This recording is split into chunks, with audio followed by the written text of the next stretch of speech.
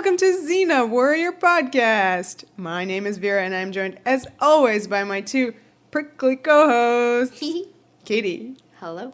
And Livy. I see what you did there. Oh, yeah, I worked hard on that one. That one was mine. So, who's ready to discuss one of the best episodes of Xena today? Me. Katie is, yes. Yep, it's my favorite episode. We are. You've said this several times. I know. I believe. Yeah, Maybe she's hinted at it. About this episode? Yeah. Or like that I call every episode my favorite? No. I have fond memories. I think when, the very first time we had to discuss Chris Mannheim and called her out on her heterosexual agenda. Yes. Katie was immediately like, but family affair though. Yeah. Well, before we get to it, let's get Alanis in the room. Oh my God. Alanis, are you there? Alanis is in the building. We have some Alanis. thank yous today for our new patrons. Thank you, patrons. Woo! We love having you here. Okay. Thank you, Candace. Thank you, Michelle Marks. Thank you, Amanda Henderson. That's really good for Alanis Henderson. So, Yes! feels good in Alana's voice. Oh my gosh. Never not funny. It's just the best. And also thank you, everybody. Yes, thank you so much, much, guys. All right, let's begin discussing this episode. Yes. I can't believe we're here. I know, it's kind of weird. It's I'm always freaking like out. every episode in season 4, I'm like, I can't believe we're in season 4. It seems It's so insane. far away. It's insane. Yeah. And no, we're here now. Oh my God. 403, A Family Affair, teleplay by Chris Mannheim, and story by Chris Mannheim and Liz Friedman. Woo! I love that Yeah. two ladies are the masterminds of this. Yes. Of course. And Liz Friedman, who this is her first story credit on Xena, and had previously just done something for Young Hercules. Wow. I think, and those are I her thought two. she did Young Hercules later.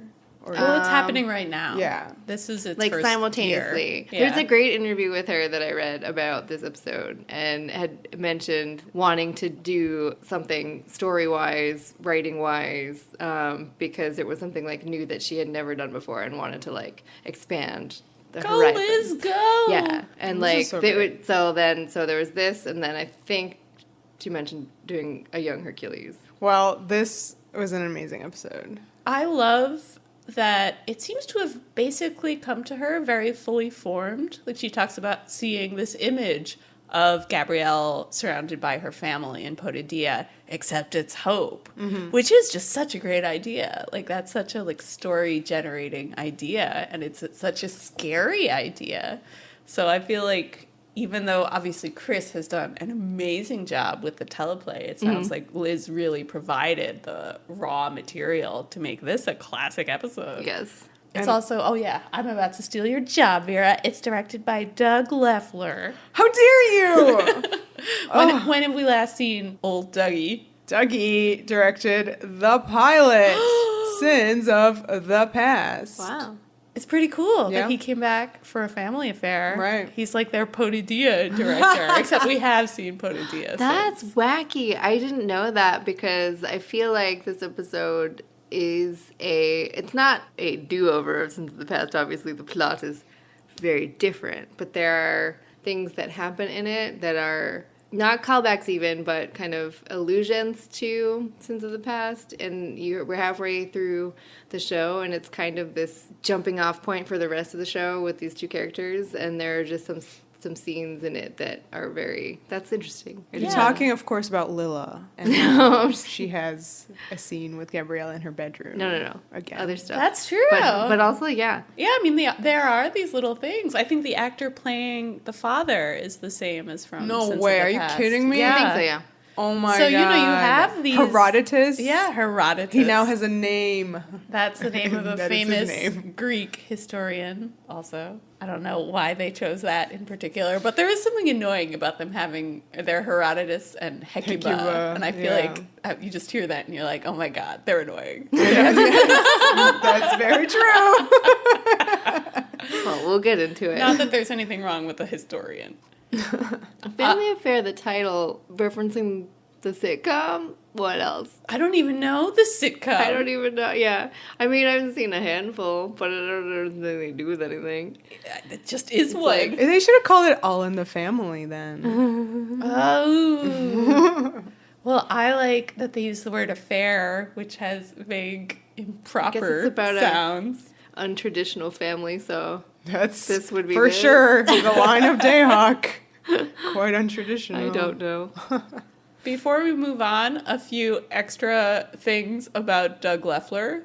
He is a very visual guy. He is a pretty prominent storyboard artist. He's worked for Disney. He did the storyboarding on Hocus Pocus and my God. Little Mermaid. Yes. Oh. I was very excited when I saw that. And Yeah. has done very recently X-Men, Days of Future Past, and Oz the Great and Powerful. He's a big Raimi guy, as you can imagine. But yeah, I think you see some of that like real visual storytelling Yes. sense in this episode. It's very well put together visually. Yeah, and it's, I mean, in my opinion, obviously a step up from Sins of the Past. While that was good, you know, it did have my least favorite thing, which is a fight on heads. This one did not. So, A+.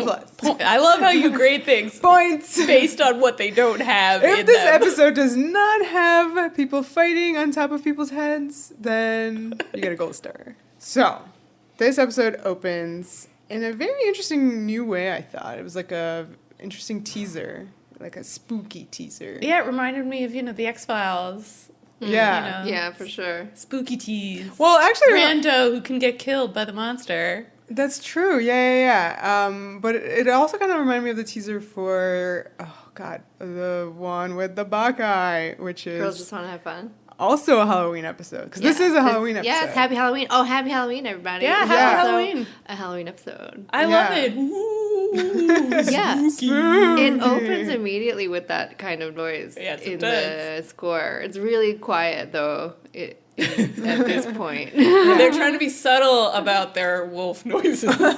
We have the shot of A the full moon. Yeah, full moon. It was a spooky evening. Oh, I wasn't even talking about the wolf noises. I mean that kind of like, we'll get to it later in the cave scene, but just that kind of classic music from, the Gothic. creature features, gothic, Yeah.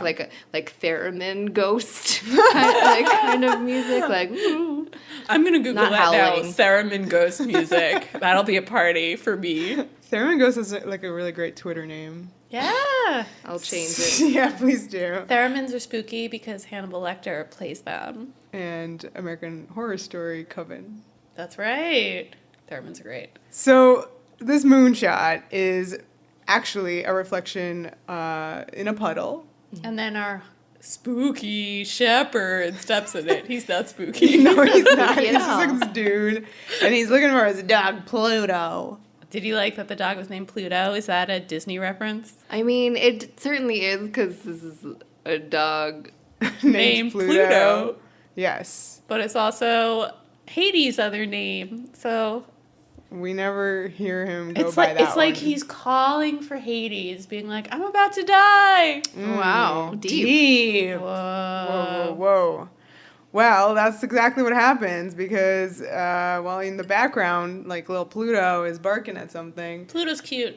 We get to see him. But you see our creature of the episode, Porcupine Monster, who, by the way, Doug Leffler calls him that too. Porcupine we didn't Monster? come up with that. Well, to be fair, that's what he looks like. Yeah, I if guess. he called him like Spiky Monster, like whatever. But Porcupine Monster, you can see him in the back crouching in the bushes, and that That's was funny. So good. I thought it looked really good. I don't. I think thought it it's was funny. I think Why it's is he spooky. crouching? I think you only think it's funny because you are familiar with what he is. So now you're just like, oh, look at him trying Crouching. to hide. I think later on you see a really cool shot of him coming down from the Oh, ceiling. totally. And that's scary, but like I think Doug Leffler and company do a good job of shooting him when he's, not entirely in the light. I think he works then. well, it was he was crouching and it was cute.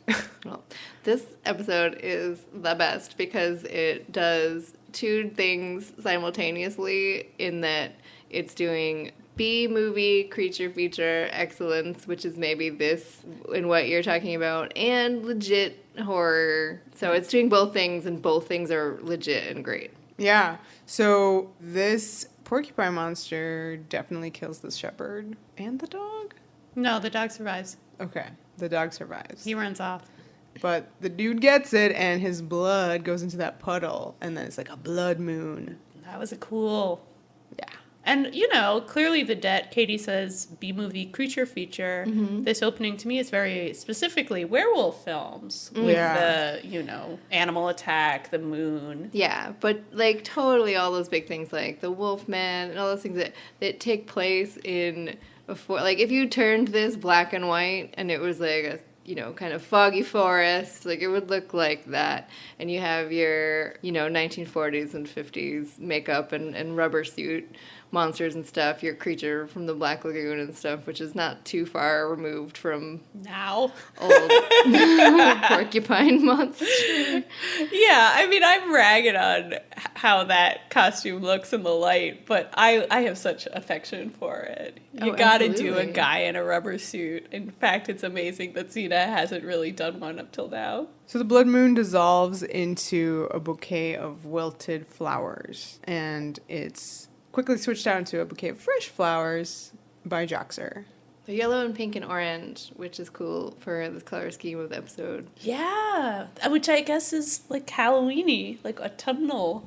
It's very autumnal, yeah. Yeah. There's just a feeling, there's just like a mood that pervades the whole episode. Like the majority of the pinwheels when you get to Podody are also this color.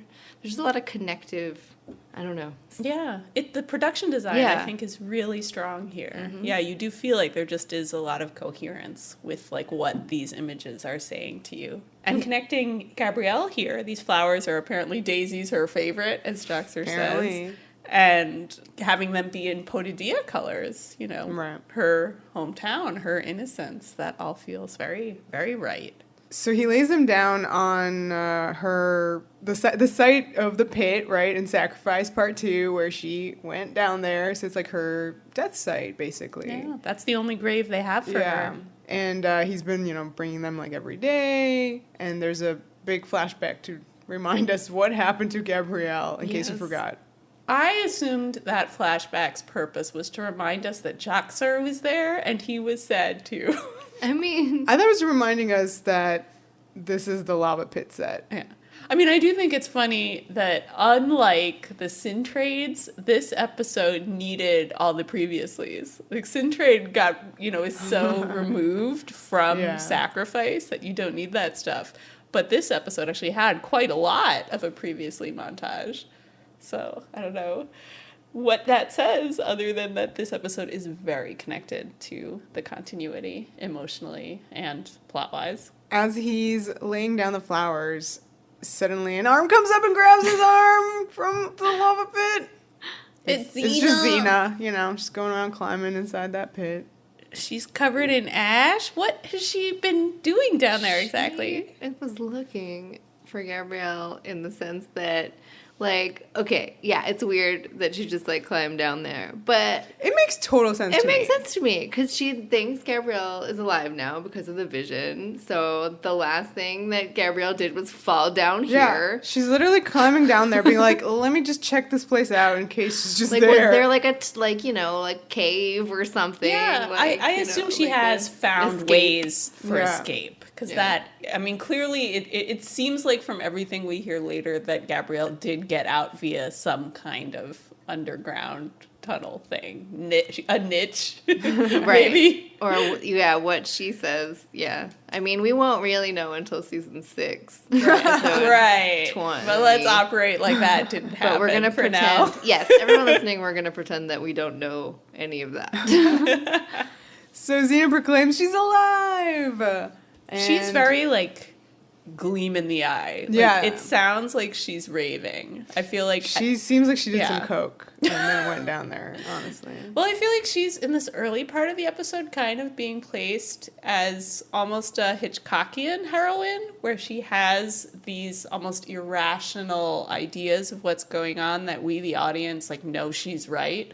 But Joxer at least treats her like she's just being ridiculous. Like Right, he's like trying to rationalize, Yeah. you know, what's going on. Isn't it also pretty funny that, like, she, like, carry-handed him and then, like, he had no idea she was down there? Yeah, that was weird. Like, he was both not scared enough and also, like... Well, granted, this is very Xena, just to do something like that. I like Joxer in this scene. I like seeing him a little restrained.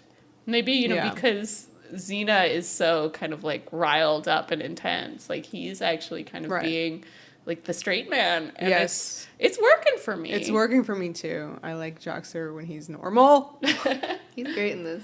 Right, yeah, I think this episode uses him very well in that he's the comic relief, but at the same time, you definitely feel like he's mourning Gabrielle and is, like, feeling everything that Xena's feeling emotionally. Yeah, you totally get that. And then also, as Liz Friedman pointed out, Xena did need someone to talk to. To, like, say all her schemes and things. Otherwise, she would just have been muttering to herself. Yeah, and you also feel that Xena She could have said stuff to Lila. Lila. But Lila's, like, part of the... Well, She could have made Lila part of the thing. Xena needs a little emotional support. I mean, not that Joxer's great at that, but it's someone. It's someone who trying. gets it, or at least is trying to get it. Yeah. So she explains to Joxer about her vision, and then, you know, kind of like talking to herself, she's like, okay, so she's not down here. You know what? She's probably gone to Potidia. I love that she, like, goes and, like, takes a drink in the middle of this speech. 'Cause Yeah, she got, like, the throat is parched from being down in the lava Yeah, pit. absolutely. It was a great detail. and totally Potidia is, like, there if they get lost in the mall. Like, they're like, we'll meet back at this village. Yeah. Or that also makes sense to me that she would go to Potidia because how, you know what I mean, she doesn't know anything. So, like, that would be the first place I think she would go after this to try and figure stuff out. I wanted Cyrene's Tavern to be the mall meeting spot. But it does seem weird for Gabrielle to go there rather than to her own parents. Yeah. So, okay, I love this transition here. This is the first of many pinwheel transitions.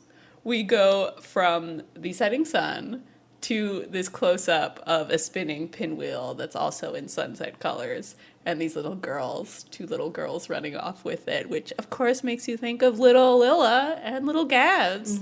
One is Right. dark-haired, one is blonde. Now, it isn't any old setting sun that Xena has ever used. It's very, like, burny, intense, like, shimmery.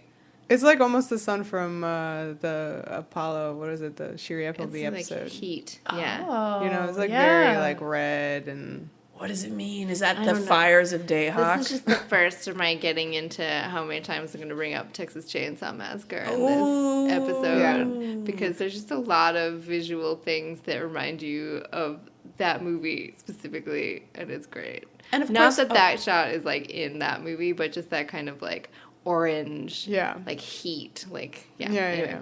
Also, we're about to find out that the monster in this episode, you know, fears the daytime. So anytime you see a shot of the sun setting, it should be a little threatening. It's a Yeah. cue. He's loose. But yeah, the pinwheel transition and the two little girls running is really great. This episode and Potidia just really full of pinwheels. Like, Potidia is a pinwheel factory town. That's how they make their money. I believe that. I totally believe that it's rich in pinwheel production. No, but, like, I was trying to find out, like, I was like, did they pick pinwheels for any specific reason? Is there, like, some kind of, like, big symbolic reason for these to be here? And, you know, there's also that, like, windmill that spins. Like, there's lots of stuff that's, like, spinning.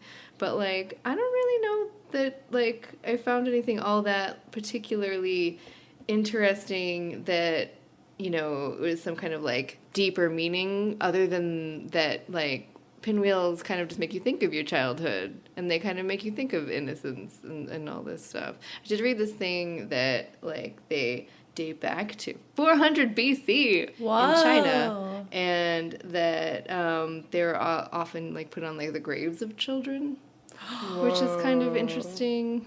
That is very... So that For is this the episode, death of innocence. and, yeah. this family stuff going on. So that's kind of cool. But also just visually striking for the episode. I really like how this episode incorporates spinning things. I do have a theory, but I'm going to put a pin in it until the A end. pinwheel in it? A pinwheel! That's true. This whole podcast is a pinwheel. Spinning, full of pins. The kids run into, like, the town square, and this is actually, like, a really busy day. Yeah, what? Is there some kind of celebration? Festival? I wasn't sure if this is, Thing? like, is it actually the rising sun, or is it the setting sun? Because, like, there's a lot going on. It I guess feels we like should Saturday. assume, but it's such a like intense golden light. Like it's hard to know. It's definitely something like we're supposed to be very aware of that kind of autumnal orange everywhere. All right. But like, if the daisies are in bloom, what the fuck season is it? Yeah. Don't question it. Just go with your theories. Flowers are spring, which is like new life and all that jazz, which is like symbolic for like perhaps Also Gabrielle works. going Also works and like resurrection and things and such like. And they probably shot it in the spring. So the kids are all gathering to listen to a story, and there's like benches and everything like that. And Jackson and Xena are walking like in the middle of this commotion, and I love how Xena is just like literally like scanning the crowd like intensely for Gabrielle.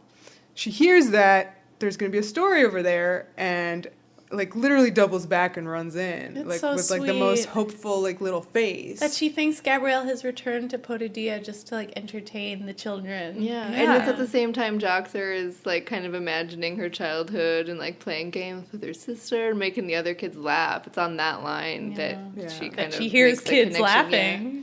The story feels very symbolic. You have a Is wolf among a sheep.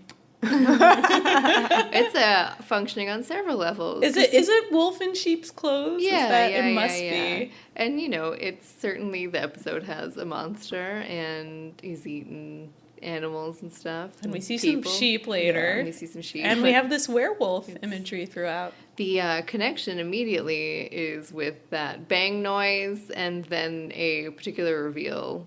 So the wolf in sheep's clothing not being particularly the Porcupine Monster, but somebody else. Oh snap! Oh, snap! Yeah, so Xena's like spidey sense literally starts tingling, which is interesting because like usually that's how she feels Aries. That's her power for that. So here she feels, I guess, another half god, Gabrielle, with a headband. I love this reveal, how she's at first obscured by two village women with like a scarf, and then the scarf kind of flutters away. Yeah. It's this very sort of like magical moment. She turns around and everything's in slow-mo. And yeah, that's the end of the teaser. That's how we roll into the credits. You see Xena like breaking out into this face. It's a wonderful face. Happy, but also sort of like, I mean, her emotion is so perfect and genuine and wonderful. Yeah. And then you say, quote unquote, Gabrielle. Gabrielle. So when we pick up again, it's a Xena Gabrielle reunion. Oh my god! We've been waiting 4 months. It's been so long. It's in these tight close-ups. Yeah, well, they like start approaching each other from afar, and you mentioned the fabric. It seems like there's fabric just like everywhere. Everywhere, and it's billowing and it's beautiful actually, and it reminded me of the Mark Beasley episode where Callisto made Xena say her speech in the town square. So I'm very pro billowing fabric. Does the pin that you put with all the spinning have anything to do with like the wind in Potadia and how windy it is? The wind in New Zealand? It's just like the pinwheels are going, the billowing cloths. They definitely have a lot of wind here. Maybe they do like wind farming. But that is not my pin. No, my fanon definitely says it's a pinwheel factory. Number one provider of all pinwheels in Greece. So Xena and Gabrielle are approaching each other, and, you're like, oh my god, they're gonna hug. and then suddenly jocks her face. Oh, yeah. I love how pops Xena in. is like, her mouth is moving and like literally she can't speak. It's pretty great. Yeah, and then Joxer busts in, which you gotta figure immediately something is like, really? Show you're gonna be I don't know. like this? This is a Chris Mannheim episode. All right, Chris is using our knowledge of her to trick us.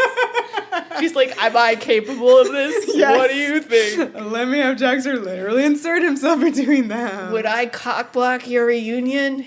With my agenda of Gabrielle and Joxer? Yes, I would. This episode's the best. I love that this, like, really, I mean, we're a little too close on Joxer since he like, pops into frame on this already close shot with Xena. Like, you're like, whoa, Ted Raimi in my face, and there's a little whoosh noise, and you're like, fuck you, show, fuck you.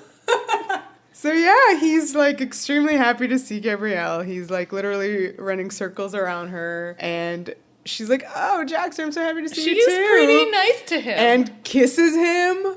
And he faints. Yeah, he faints right out like, of there. her voice is already weird. I think. Shouldn't even. you suspect things based on the headband? Yeah, the I love that headband. that's the biggest tell. I Well, yes. she did fall into a lava pit. You don't know. Maybe that makes you want to wear headbands. I assume this was her, like, I'm a village girl again concession. Right. I'm shopping. I wear a headband now.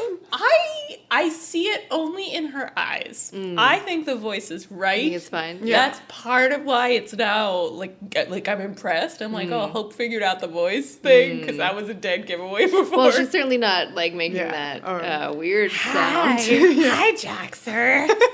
It's so good to see you. Well, they can't have 2 episodes of Alti followed by that, you know? You can't have that much croaking around. But, I mean, the only thing that's wrong is, just her reaction to Joxer seems a little almost too into nice. him. Yeah. I mean, not into him, but just, like, you feel like That's why it's off. her level of Joxer happiness is the same as her level of Xena happiness. Right, Like, she knows, this is my friend, I'm happy. This is my friend, I'm happy. And that's it. But remember, she like made him say what their relationship was. Is she still following that? I think she knows that Hope has intuited that he's in love with her. Okay. And, he's an easy person to distract. I think it's good. I really only see it in the eyes. It's a nice, subtle performance, I think, by Renee. I'm going to throw fandom reaction, the sort of less enthused reaction, a, like, tiny bone, because I didn't have to put up with waiting 4 months or whatever, freaking out. Wait, like, the way that we watch TV, when you have these big breaks and you're so invested in these characters and you build up what you expect, right? When you finally get it, it's never as good. It's not gonna. You're like, well, what? And so, like, here we're presented with this episode, which is about, like, a crazy monster thing, and it's a horror episode. And you have what is meant to be Xena and Gabrielle's reunion, and it is super bogus. Your feelings would then color the next, like, 15, 20 minutes of watching it. And so, like, I kind of get where those complaints came from, but at the same time, I don't at all, because this episode is my favorite episode. Well, I think it's very clever of this episode because it is aware of your anticipation of this reunion. So to give it to you right off the bat and to make it slightly off, I think is so perfect. Yes. It is manipulating you in the most devious way, and it's also allowing you to experience the reunion twice, Right. which makes that second time all the more powerful. Yeah. I think it was Liz who said this, but it could have been Chris who was talking about these 2 reunion scenes, and she said, one of them said, you imagine when you reunite with someone you really miss that you're going to all be, laughing and happy. But the reality is you're probably going to be crying. So I love that you get like to a have... blubbering mess. Yeah, blubbering mess. Like, I love that the episode gives it to you both ways. You get this just sort of, like, happy, friendly, like, yay, we're back. And then later you get what feels much more emotionally correct and real. Well, I liked that Joxer, once he regained consciousness, was like, I'm going to let you guys catch up. Like, suddenly I was like, whoa, is he, like, not oblivious? Like, he sees all the time? His IQ is a little higher this episode. But, I mean, he could be, like, as friends. Because, he said... What he said to she Hope matters more to Xena than right, because that's what he Yeah. said to Hope about how she's like the most important person. To him. He doesn't get it, but he gets it, but he doesn't get it. Yeah. I also like that at this moment he goes off and he's like becomes part of the werewolf attack plot, and then right. and goes and summons them, and is actually it seems like really competent. He's like, hey guys over there, like when Xena's looking at the wrong thing, he's like, no, look at that cane, look at the dead body over there, and Xena's sort of like, oh, thanks, man. Yeah. He also previously went and listened to the story about the wolf and the sheep at story time for the kids, and literally sat right in front of all the kids, and he's a giant man. Yeah, and true. Participated. Yeah. It's kind of rude. All right, so he's still an idiot. I have a note that Xena's eyeliner is good. Very important note. It's a little bit of a cat eye thing. Like it's darker at the corner. I don't like how poofy her hair seems right here. She's got party hair this week. She's got party hair. Is the new clip on? I don't know. Maybe. I think it might be. We'll talk get to about it. I think that they are both beyond gorgeous in this episode. Not that they're never not gorgeous, but there's just something going on in this episode. One of the things is that Gabrielle's hair is down. Yeah, it's incredible. And it's awesome, and it's like never like that. Anyway. I think she had a really nice blowout. Yeah. That's what it looks like to me in every scene. I'm just like, ooh, Hope. Treat yourself, girl. No, not Hope. Yeah, Hope's hair is not what I'm talking about whatsoever. Really? I mean Gabrielle's hair. Like literal Gabrielle. Oh, I thought Hope's hair looked good too. Hope's hair is fine. It's like regular and that shiny. That headband is definitely taking my eye. It's certainly fine and shiny. You think only Gabrielle had the blowout? Yeah. They treated that actress better. Well, I mean, like, Hope's hair is straight. Gabrielle's, we'll get to it. Okay, we'll get to it. So they catch up, and what that means is like, oh, what the fuck? Each one says to each other. Gabrielle tells her version of what happened to her. Right. She fell into that niche. This, to me, I was getting such strong Gandalf the White explaining about his struggle with the Balrog at the beginning of Two Towers. Like, it's the exact same montage.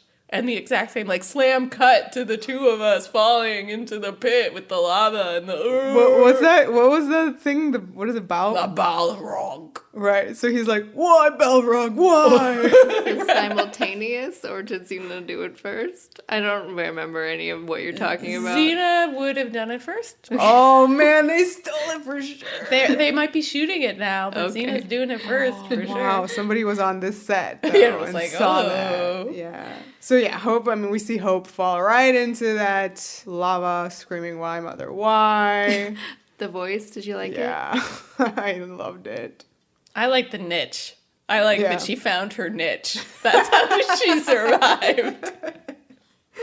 And I also really, really love that how you go into these flashbacks is through a fabric transition. Of course. It's either fabric or a pinwheel. What do you think? It's really cool. I really, really like that. The billowy cloth stuff, kind of, I love to read too much into everything, so excuse me, but it like obscures your vision kind of, and like this isn't a real situation, so everybody's not seeing clearly, and these things keep getting in your way, keeps getting in the audience's way. I buy it. That's legit. Yeah, definitely intentional. And there aren't any cloths the second time, so. No. Can you imagine if suddenly there were claws in the middle of the forest? Then Gabrielle asks Xena how she knew she was alive, and Xena tells her about how she saw her in the future. I like that Hope/Gabs is kind of like ribbing her a little bit on that. Like, don't tell me you become an oracle. Yeah. Come on, Xena. I'm the oracle. And Xena's like, not a very good one. But then the important thing to note is that she's just happily staring at quote-unquote Gabrielle and like bites her lip staring at her. Oh my god. What the fuck? She does a lot of good mouth stuff this episode. Oh gosh, yeah. It's like a lot of mouth acting. It's good. We'll get to it. So then Jaxter comes and signals them to look at They got to do the bodies. some CSI Potadia now. Yeah. I like the shot of the bloody hand hanging from the tree. I mean, it's a whole body, but they're trying to be nice to the kids in the audience and show you the hand. F those kids. So it's pretty freaky. Yeah. Like high angle, just a little hand. It's just not showing you. This is crown. Showing you. This is my favorite episode. Not showing you too much. So yeah, it turns out that, there have been attacks in this area. But this is the first human. Right, because there's been animals, there's been, like, what else? Just No. animals. Yeah, but such a classic monster movie thing where you start with the animal mutilation. Also serial killers. Oh, good call. CSI, Potadia. I love Hope's acting here. Because I she don't, takes her I don't mean sunglasses Renee, off. I mean Hope. Like, Yes. Hope is so like, oh my god, I can't even look at it. Like, it's this very, like, coy thing where she angles her body away from the body. Do you believe, her kind of, like, sadness when she says, patented software? It's like, never a human before. Oh, you think she's using her, like, being like, yeah, my guy hasn't been able to kill a human until now. So it's pride. She's like, Do you think that's pride? Or do you think guy, that's he sad? finally did it. Do you think she's worried that, I think she's just trying to sound like how she imagines Gabrielle would sound when, like, she's trying to be sensitive, and it just comes out sounding very, like, odd. I'm putting too much of my, like, oh, she's feeling all these emotions. I mean, I love the idea of Hope having, an actual, like, investment in how her son's doing in his murder career. So then we have the shot of the farm, of Gabrielle's family farm. And Texas Chainsaw this is, now we're very much getting into the Texas Chainsaw vibes. It's so good because you have, if you're, I don't know, I don't really want to, like, get super into the movie itself, but, it's classic horror movie from the 70s. Chainsaw, fucked up family, takes place on a barn, well, at a house and then there's a barn, and there's that big windmill situation as well. There's lots of, like, weird low angles of this barn, lots of swinging doors, which is, like, a big thing. It's just a really great way to evoke a creepy mood. And it just seems to me like it was taking visual cues from that source and not just the creature feature stuff of the 40s. Like, it was doing more than that horror-wise. And for me, that overriding thing is always Texas Chainsaw Massacre. For sure, like when you have crazy, like, hooks, bloody hooks everywhere. We'll get to that. Yeah, there's, like, bloody hooks hanging everywhere. And the color grading. Skeleton. Yeah, let me just go through it. I just realized that, Porcupine Monster has some definite Leatherface vibes. Oh, Toad. The face. Well, I mean, he's made of leather. He's rubber. taken off E.T.'s face and is wearing it. Do we want to go into, like, a long stream of, like, horror monsters and or villains that, Yeah, I mean, we are at some point going to do this. In this episode where, this is a long history of going, you got, like, your Frankenstein monster and stuff that, like, monsters who just want love in some way. And certainly Leatherface has a situation going on. So yeah, that stuff always comes through for me. Yeah, I feel like it's more like I need to write an essay about it. I think a lot of people out there would read that essay. You were talking about the color grading. Yeah, I mean, this shot isn't really darker. like as intensely Texas Chainsaw. I think there's a shot later on where After the farm, monster attacks. after it attacks, well, 'cause the farm's in disarray at that point. Yeah. There is also, because we were kind of going through, like, they have these the barns and the windmills and the swinging doors and the kind of, like, sun and the heat and the orange, and you have lots of skeletons, like the bloody skeletons later, and, like, being used to, like, frame Joxer when he's hanging and, like, get right up in his face in, like, a crazy way, like bones right in his face, the total Texas Chainsaw thing. And then those ones where there's, like, skeletons that are kind of, what are they? They're, like, strung up in the sky. They're, like, Yeah, I don't know. do you know what I'm talking about? They're, like, there's, like, 2 or 3. Yeah, in that scene with and then there's Joxer. it's the same thing. Yeah. They're just, like, kind of positioned, and you get these, like, sunset shots with, like, the sun going through them. They're kind of really beautiful in a way. Yeah. So it's that stuff. Okay, that's all the Texas Chainsaw stuff.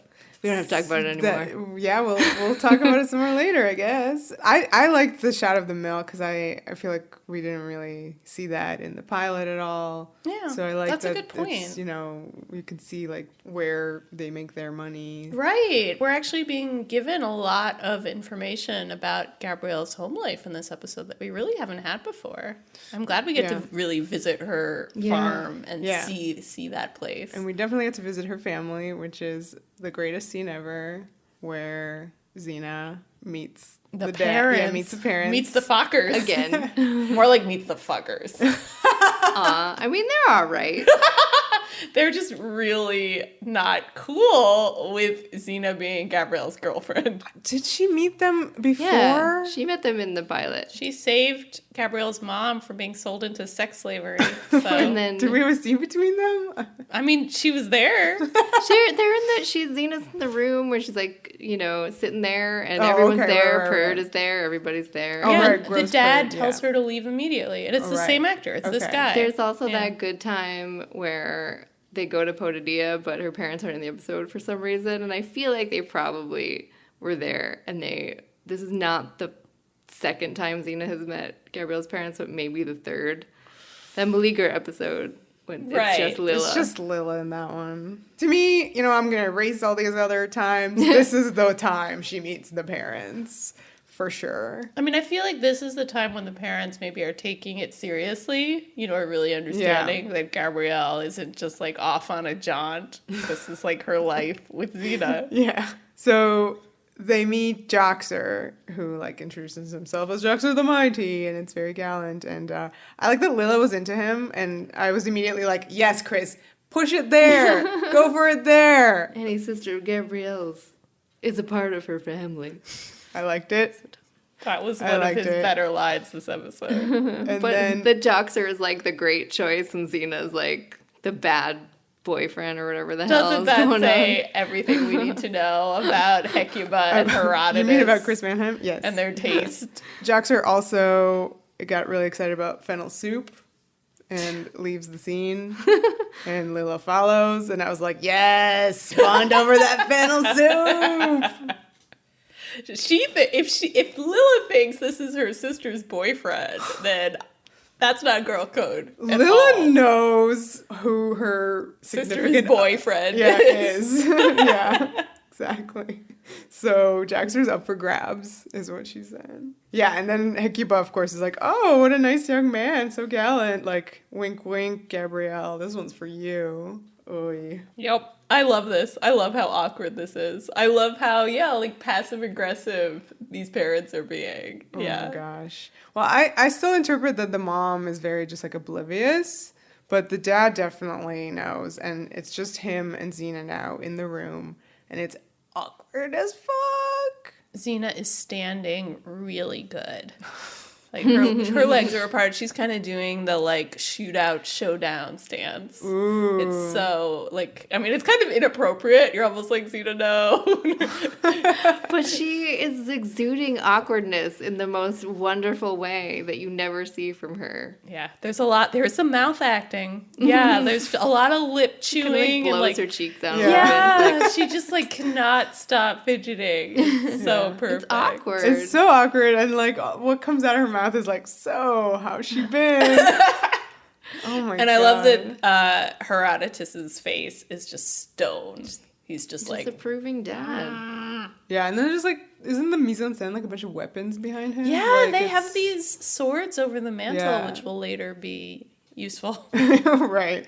But, you know, that's like an interest. The dad is just I liked so- that detail. I mean, it did make me go, what was this dad like in his youth? You know, does he actually, wanted to be a warrior? Is there some resentment here of Xena that she's out in the world being a warrior? Well, maybe he was a soldier, you Yeah. know, so that's another thing. He's a vet.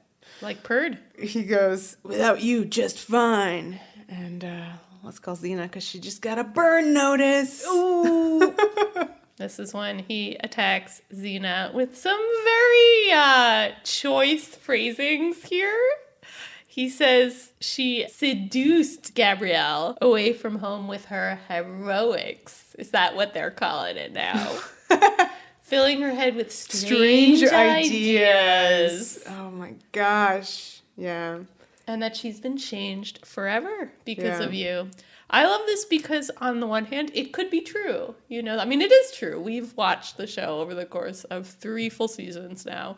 We know that Xena has changed Gabrielle. That's part of the, like, overall anxiety of watching this character arc is that change, and is it good or bad? But I love that actually this is a hint that this isn't Gabrielle at all. Like it's That's and you true. sort of see on Xena's face like the wheels turning. She seems at once going like, why is he saying this to me? But also like, oh, like he's right.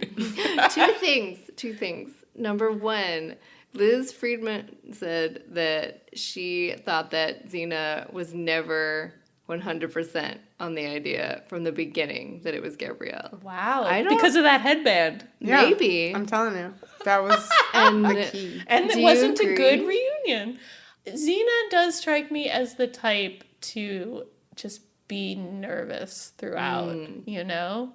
Like, and I think it probably has occurred to her, you know, she has this vision of Gabrielle being alive. I can totally see her looking at that vision and saying, like, what if that's not Gabrielle at all? What if I, you know, just want it to be her? That's But she was crazy being 'cause of like, the I dialogue. love you, Yeah. Xena. Yeah. Yeah, I'm telling you, that's... What if it's Hope fucking with her? She's not that good of an actress. But then number two, with the rest of the show, this is so important for Xena and her perspective of, like, you know, if this whole season is going to be a little bit more about Gabrielle's journey and Gabrielle, like, finding her place, right? Then Xena's major dilemma with this relationship that they're in is, you know, am I going to ruin her? You know what I mean? And this is huge. And then hearing it from her dad, that's to me Xena's face. It's not, this is hope. No. Like, it's not like that to me. It's And what's I think going it's on. too early in Like, the episode for, like, even if on some level maybe Lucy was integrating that into her performance, I do think, like, you as the audience are not supposed to catch on to that yet. Oh, I yeah. don't think and it's I, there. I didn't. No, Like, I don't think it's there. I think- think you can see exactly the moment where she figures it out. Again, it's like a sacrifice.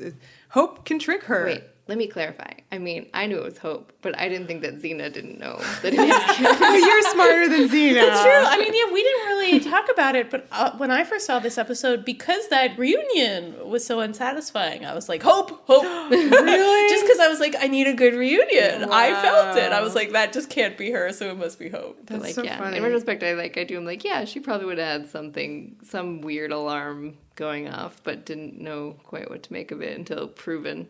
Yeah. Well, to me, anytime that Xena talks to Herodotus, I can't help but, like, see what he's talking about is not hope.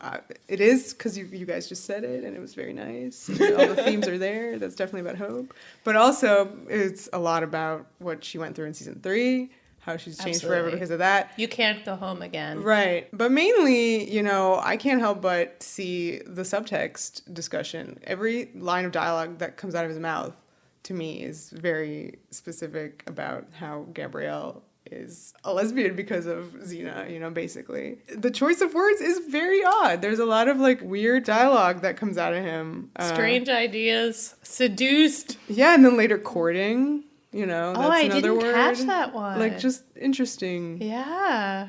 tiny little words. I mean, I think Chris has done a great job of writing a scene that feels very grounded in a real situation, which is, how do you go into that very conservative family and, like, feel like an outsider like that? But I think it's really cool. Like, you can take this scene, play it 3 times, and see it be about a different thing, and all of them make sense. Guess what? It's the best episode.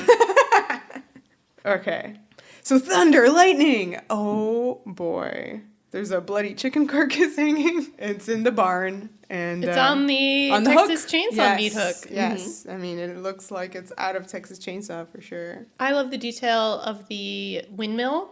You have the millstone going around, Yeah. which had a spookiness to it. Yeah, I mean, it's going to be, you know, it's- dangerous later on. Yeah, but just a cool thing. I like these, like, quotidian details of the farm. You feel like that is an actual working farm. Yeah, totally. And Xena's like, bummer about the storm. And Gabrielle is like, oh, are you going to give up now? Are you going to give up looking for this monster? And she's like, nah. And I guess we could say Hope now is like, you never give up on anything, no matter the odds, the cost, the pain.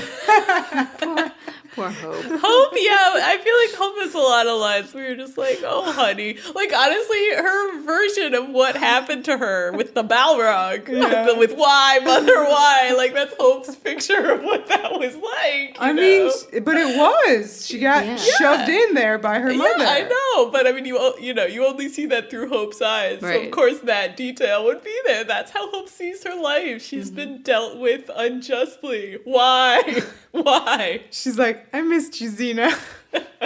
I love that moment where Xena throws her the apple. I was like, is this like a Snow White thing? Like an Adam and Eve thing? Like, I just had a symbolism. It was just dinner time. It was also just dinner time.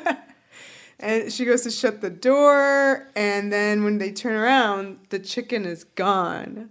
I zoom in on that bloody hook. It's gone. There's a lightning flash, and in the flash you see the creature's shadow in the barn. That was really cool. I thought was awesome. Yeah. Awesome visual storytelling. Yeah, it's just there so for a great. second. Yeah. Anytime you see Porcupine Monster in the background or a shadow, it's just so good. It's just using that BG to be scary. Well, the next time you see him, which is like right now, is in the back. He's lowering himself. Yeah, you see Gabrielle in the foreground, and Yeah. he's kind of behind her shoulder. Yeah, the out of legs focus. come down, and then the body. And that is definitely just straight up out of Alien. And that Yes, is... coming down from the ceiling. Yeah, Good point. so cool. And that's a dude in a giant monster suit, Yes. the first Alien. And I think even the legs, it's similar with Yeah. that kind of stilt extension. Yeah, it's really, really cool. I thought that was such a great shot. I love anything in a horror movie where it's like something monster, murder, or whatever is like there, and it's not a jump scare, but it's just a thing in the background. You know what I mean? Like I like it because there's a lot of that in Halloween. yeah, it's on your time. Yeah, you notice notice. it whenever, It's And you're like, Yeah. when you notice it, it's like, whoa. Yeah. Yeah, it's not them telling you. Yeah, it's not with going, the jump now. scare. Yeah, Yeah. exactly. So the sheep are in this barn too, and they are freaking out. I love a good animal reaction shot always. Right, and then the last time we saw sheep freaking out was the birth of Hope. That's In true. a barn. In a barn. Good point.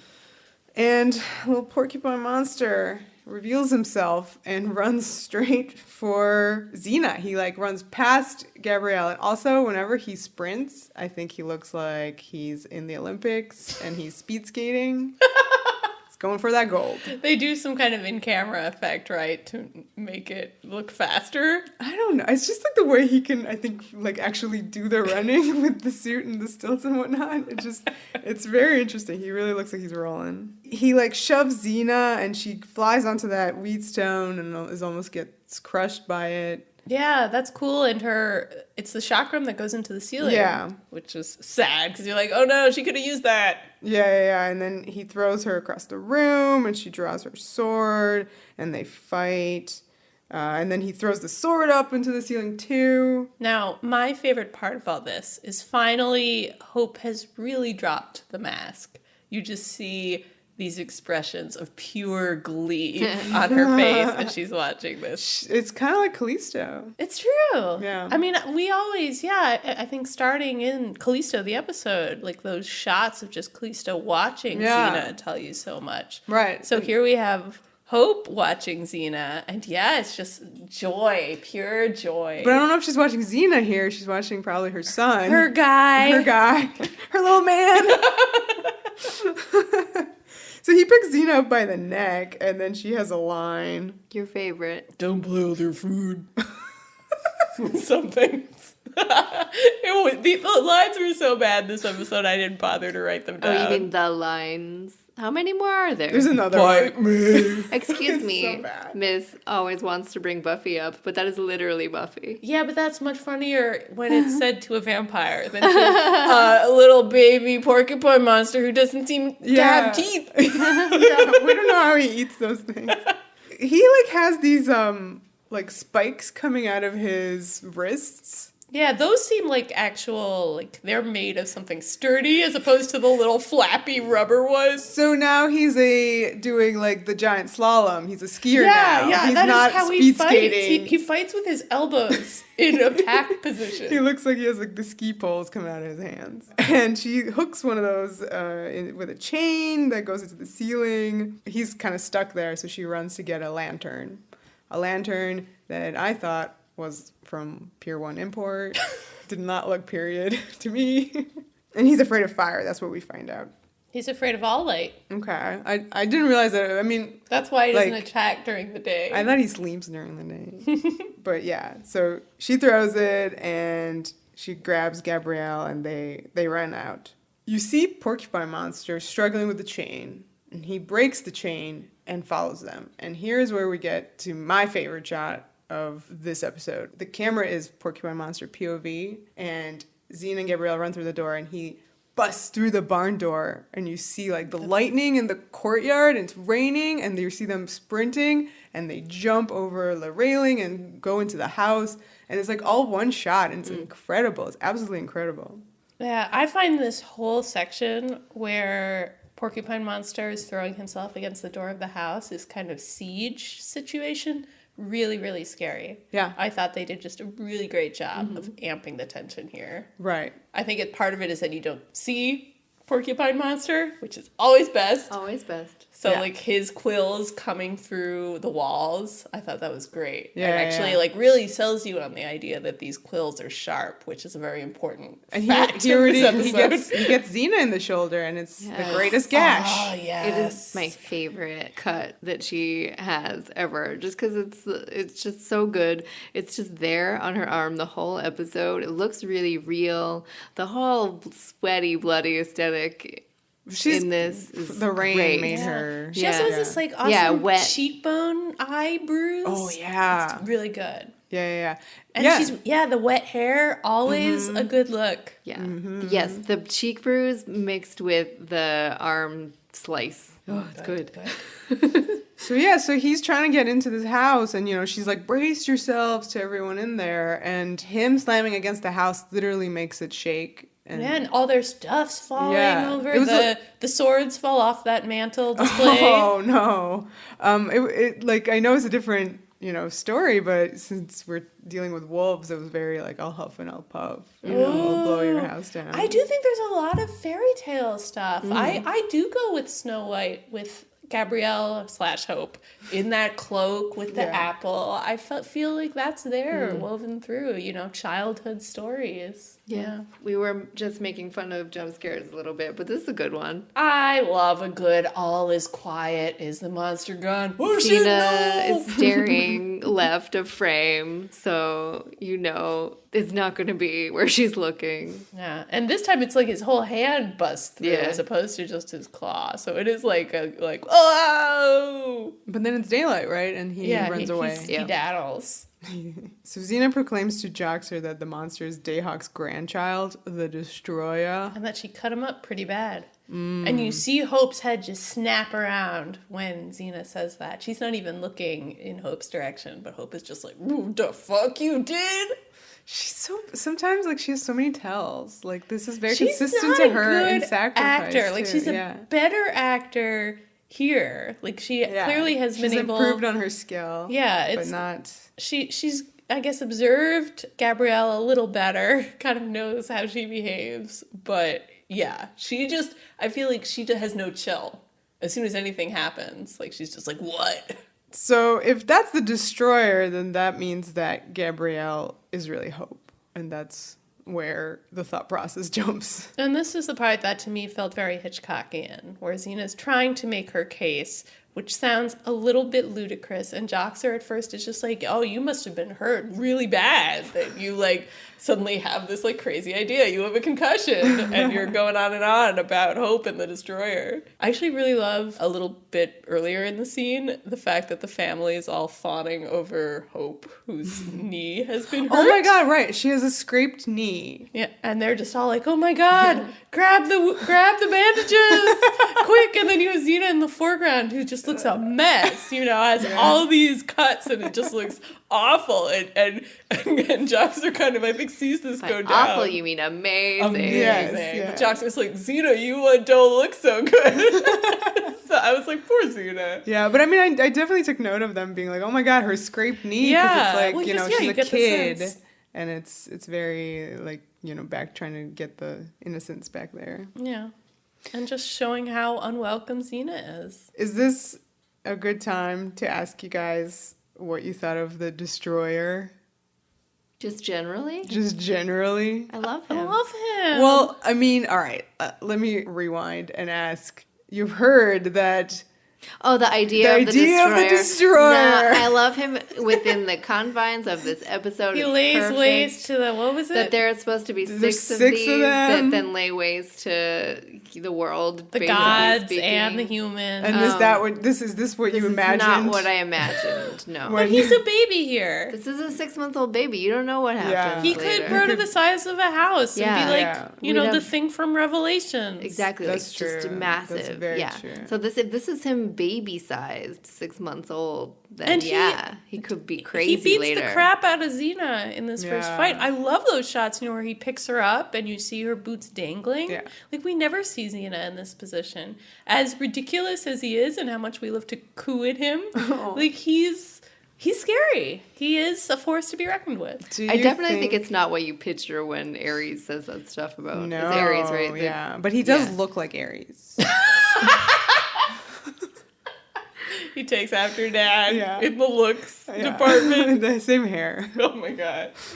You're so mean to Kevin Smith. I love that question that was asked to Liz that was just like, so we got the Gabrielle's and Hope's maternal genetics, and Aries is the dad, and so, like, what happened there? Yeah. And Liz was like, well, you don't know what Dayhawk looks like. It's a recessive gene. Apparently he looks like a giant porcupine. Oh my goodness. So it's now daytime on the farm, and this is, I thought, was the straight up Texas Chainsaw Massacre, because it's like orange grating, everything's like strewn around, like so much shit everywhere, and it's like all like messed up from this fight. Yep. Xena tells Joxer that as long as they keep playing Hope's game, then the family is safe, and she's gonna, like, use Hope to trap kill the monster. Yeah. I love how she's cleaning her sword through this scene. It's angry sword. Yeah. Because this is where Joxer's like, well, if that's Hope, then Gabrielle's dead, and your vision was about her, and it's like you sit around laughing because it's like, yeah, they were proclaiming how much they love each other.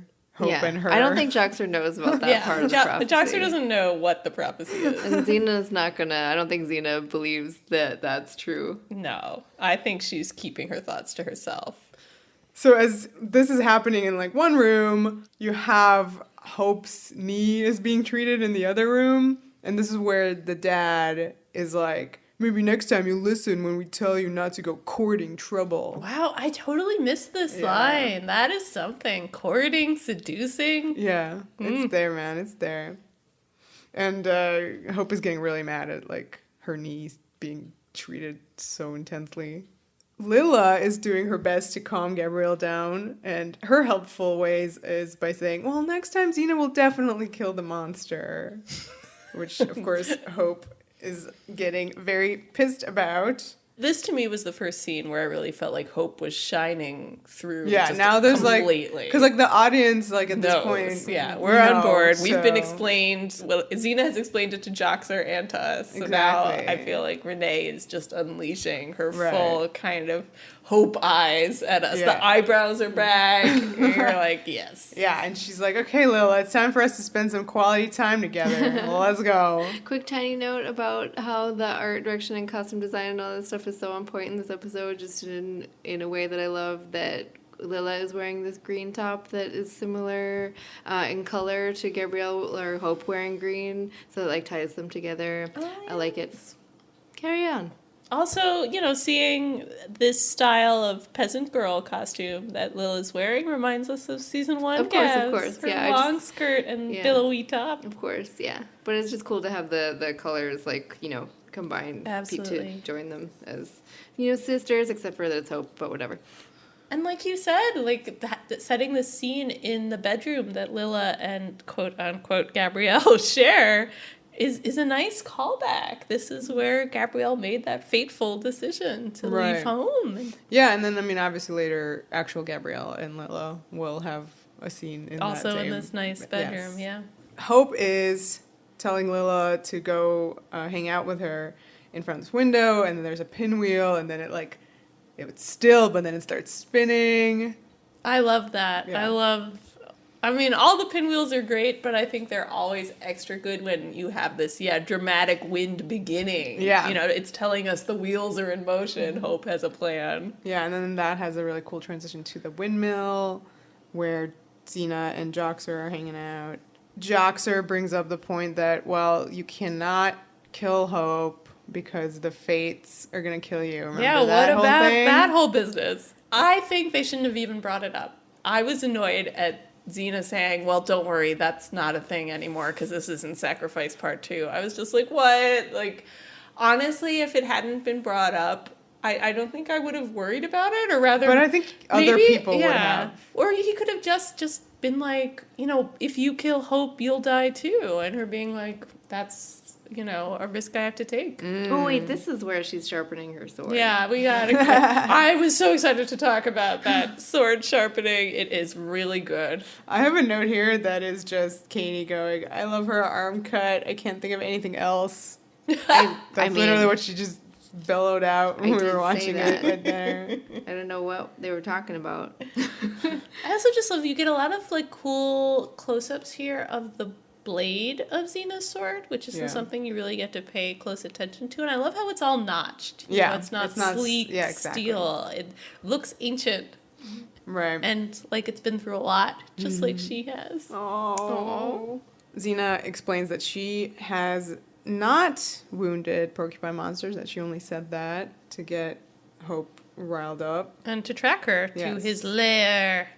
So then she sends Joxer off to count flocks of sheep. This part is funny, because I liked how in the conversation, Joxer is talking himself up to slaying the monster himself, because he thinks Xena's too beat up to do it. And this actually wasn't quite played for laughs, which I approved of. I liked seeing the actors decide to almost play that straight. Joxer's just like, you can't do it, I have to do it. Yeah. And Xena's like, actually, you go count sheep. I thought we've seen these kinds of moments before from the show, and they're usually played really broadly. You know, they're telling you the joke almost before they've said it.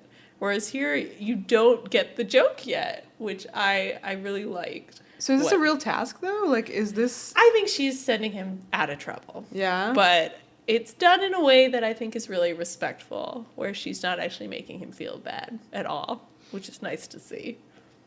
She goes into the house, and she kind of, like, enters a scene where Gabrielle's parents are arguing, and she kind of, like, overhears that Lila and Gabrielle went for a walk, and she's like, oh, fuck, and, like, literally chases after them.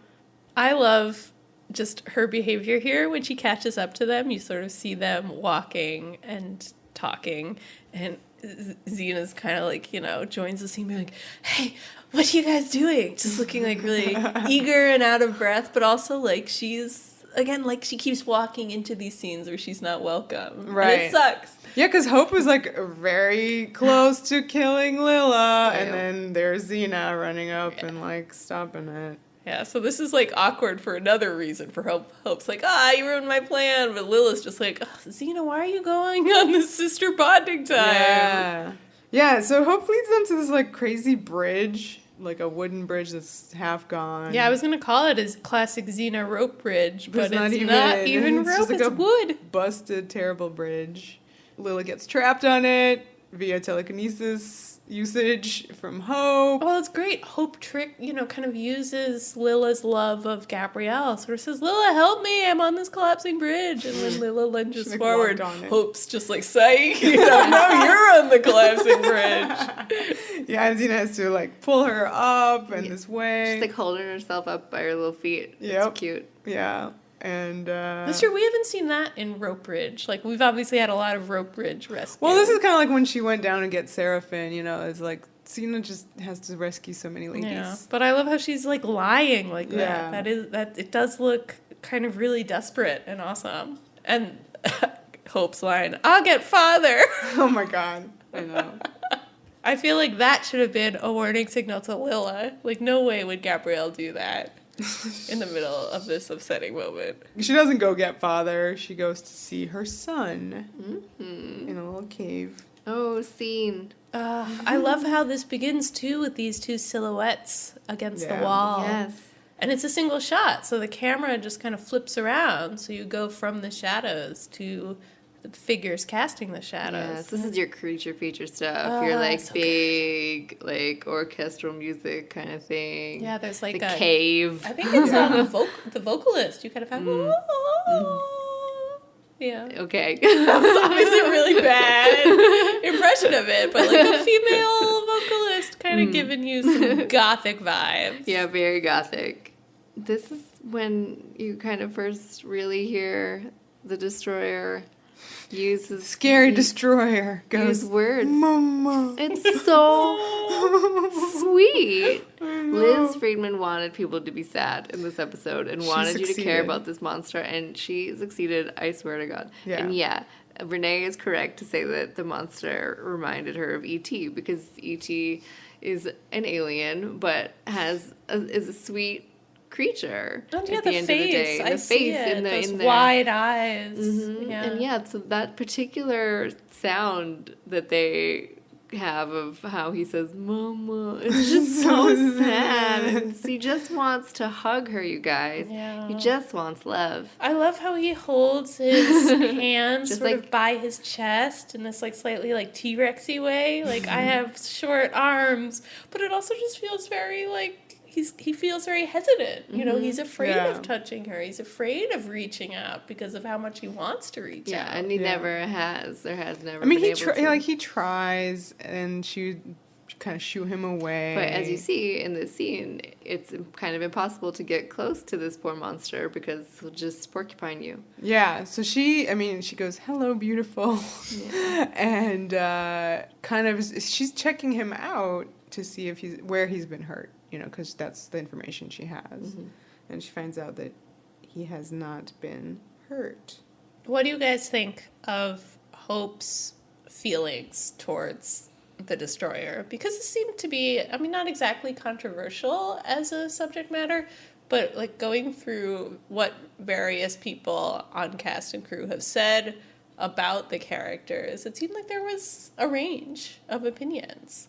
Like, Renee seemed to be saying that she felt like that Hope loves him. Yeah.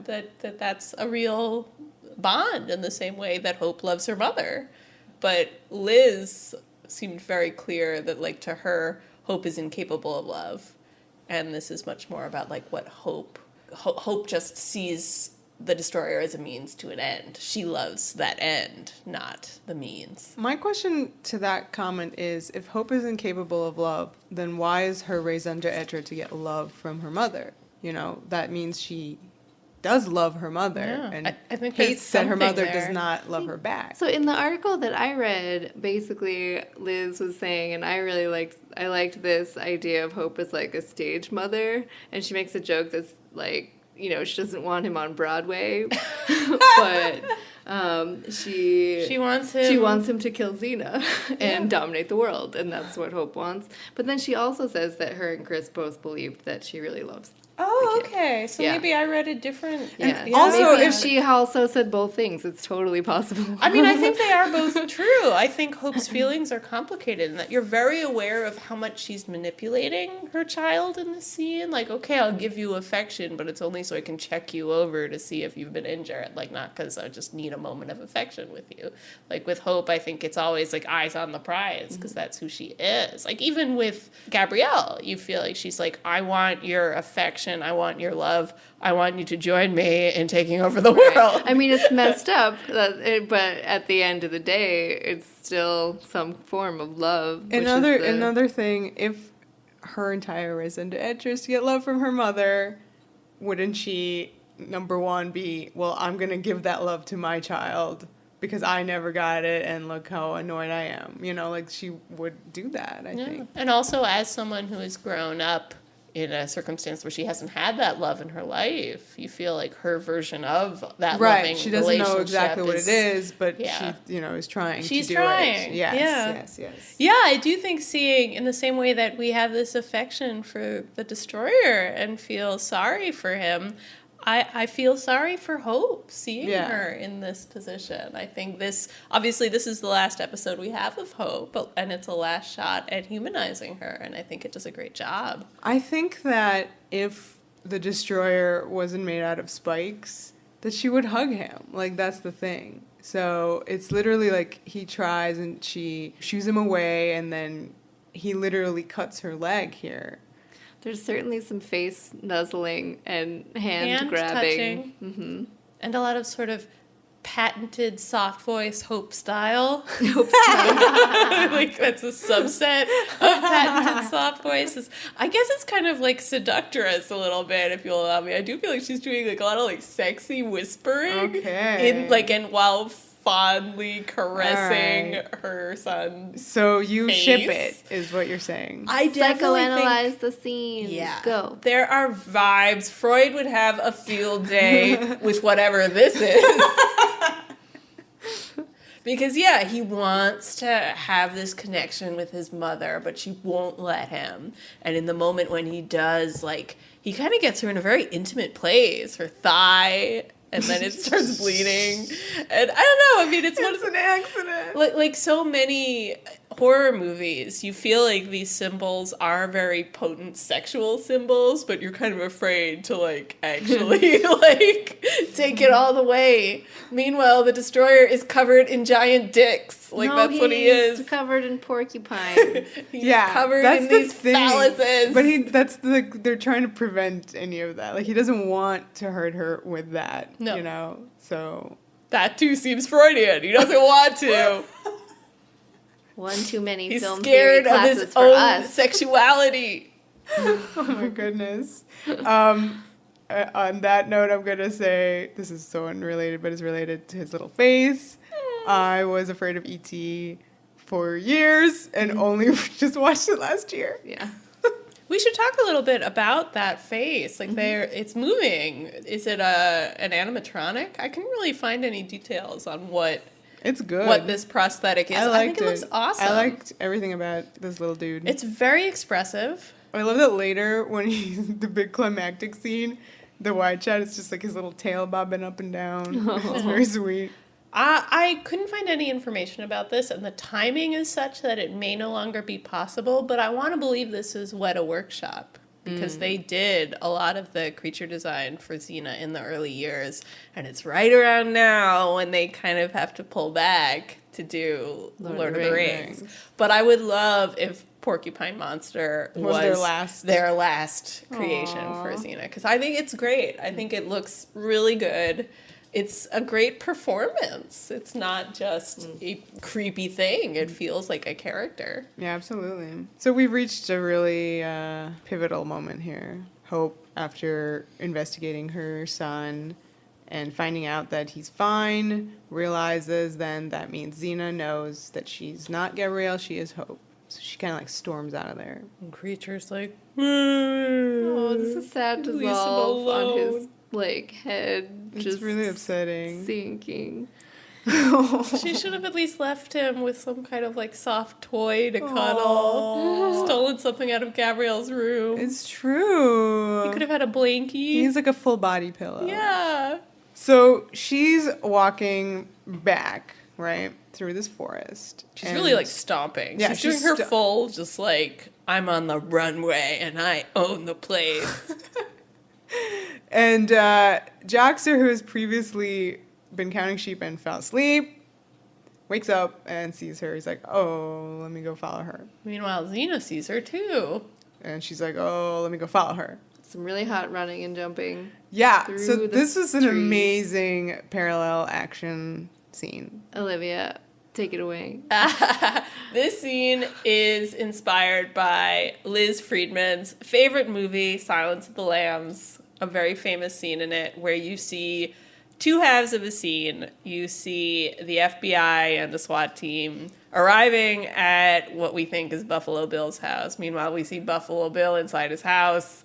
The doorbell rings and he goes to it and you're like, oh shit, he's about to be caught. But then he opens the door and it's Clarice. Where's that SWAT team? They're at a house somewhere else. Yep. They're in the wrong place. So it's a great fake out. It's exploiting film language, which, you know, if you see two shots, they're next to each other, you are trained from having seen a ton of movies to think, well, that's the same space. And of course, in this case, you're seeing Gabrielle in shots. So you're like, okay, that's Hope. Hope's walking. There's Xena. Xena's stalking Hope. There's Joxer. Joxer's stalking Hope. They seem to be in the same location. I think they cheat a little bit here in that you have mostly shots of Hope. How many of the shots here do you think are actually of Gabrielle? Eagle-eye viewers will notice their hair is very, very different. Is this where the blowout becomes important? I was looking for the cut on the thigh. Because it's difficult because sometimes you don't see that angle, so you cannot see whether there's a cut or not. But, you know, they throw you in a wide shot and there it is. So you're like, oh, it's fine. And we're still following this. You're led to very much believe that it's just Hope walking. I thought it was just, obviously, any shot where you have Xena and Gabrielle in the same shot, you know that's Gabrielle. But most of the shots of just the lone figure walking, I think they're Hope. Not all of them. Really? A couple of them are not. Okay. Yeah. And to me, she was doing her Hope walk. The direction is that Joxer is coming from to the attack. back. Yeah, Hope from the back, screen left, and then Xena's coming from the front, from the right. I just love whenever Xena runs full blast through the woods. Yes. It's just, I don't know, so powerful. I can't handle it. That's good. But this was extra. Okay. So, Joxer is ready to strike the death blow from behind with his sword. Xena from the front. And what happens, Katie? Well, Joxer gets taken out by Hope, who, turns around and is very Hope-esque in the face. Her hair is also, very straight and big and kind of almost wig-esque, which is very strange because it had not looked like that the whole time. Super bizarre. Is this only from the front or the shot from the back? So that's not Renee, and that's why it's a wig. Yep, it's definitely not her hair. And then you have your camera on Xena, who is ready to kill Hope. And Xena makes a face of recognition, and the camera kind of, what would you say, swirls, yeah, to reveal who is immediately Gabrielle. Yeah. And you just can feel it. It's the in eyes. You know what I mean? It's just her whole face is different. She has these soft eyes, and we realize we haven't seen that look on Hope's face this whole time. Yeah. I saw a great quote from Renee where she talked about Hope's performance as she's always watching. She's watching Xena, kind of observing her to see what she's going to do. So you have this calculation always in those eyes. And that is so not what's happening here on Renee's face. It is such a, indescribable, so many feelings. Yeah, we're probably not going to really describe this scene very well because it's just, it's just great. Everybody has great faces. Her aforementioned her hair, it's not so much a blowout as it is second day out it's of awesome bed hair. Out of the bed, disheveled, great. I love and it's it for the whole episode. She's walked, from the hospice, so this is her hospice hair. It's fucking fabulous. Awesome. It was a spa, I think. Yeah, I guess I'm still thinking about what you said about her eyes, and I'm like, in Gabrielle, the eyes are a well of emotion, but in Hope, it's just one thing. Yeah, I think you're right. Yeah, it's very hard to say. Obviously, there's incredible sadness. You immediately feel oh, well, of course this is Gabrielle. Suddenly I see, that person who made that sacrifice in Sacrifice Part 2. It just, you feel that history. It all just comes crashing back. Yeah. Everybody's eyes are very glazed and teary. That's so good. And then they hug. And just to put, if there was any kind of still debate about this particular thing, Xena definitely calls her sweetheart. It's definitely in the soundtrack. I saw people being like, no, she didn't, versus yes, she did, yes, she does. It's not in the subtitles, but that's okay. It's definitely there. And this is your commercial break. And then we cut back to everybody's still hugging, and it's the best hugging, and everybody's making sad noises. Oh my god.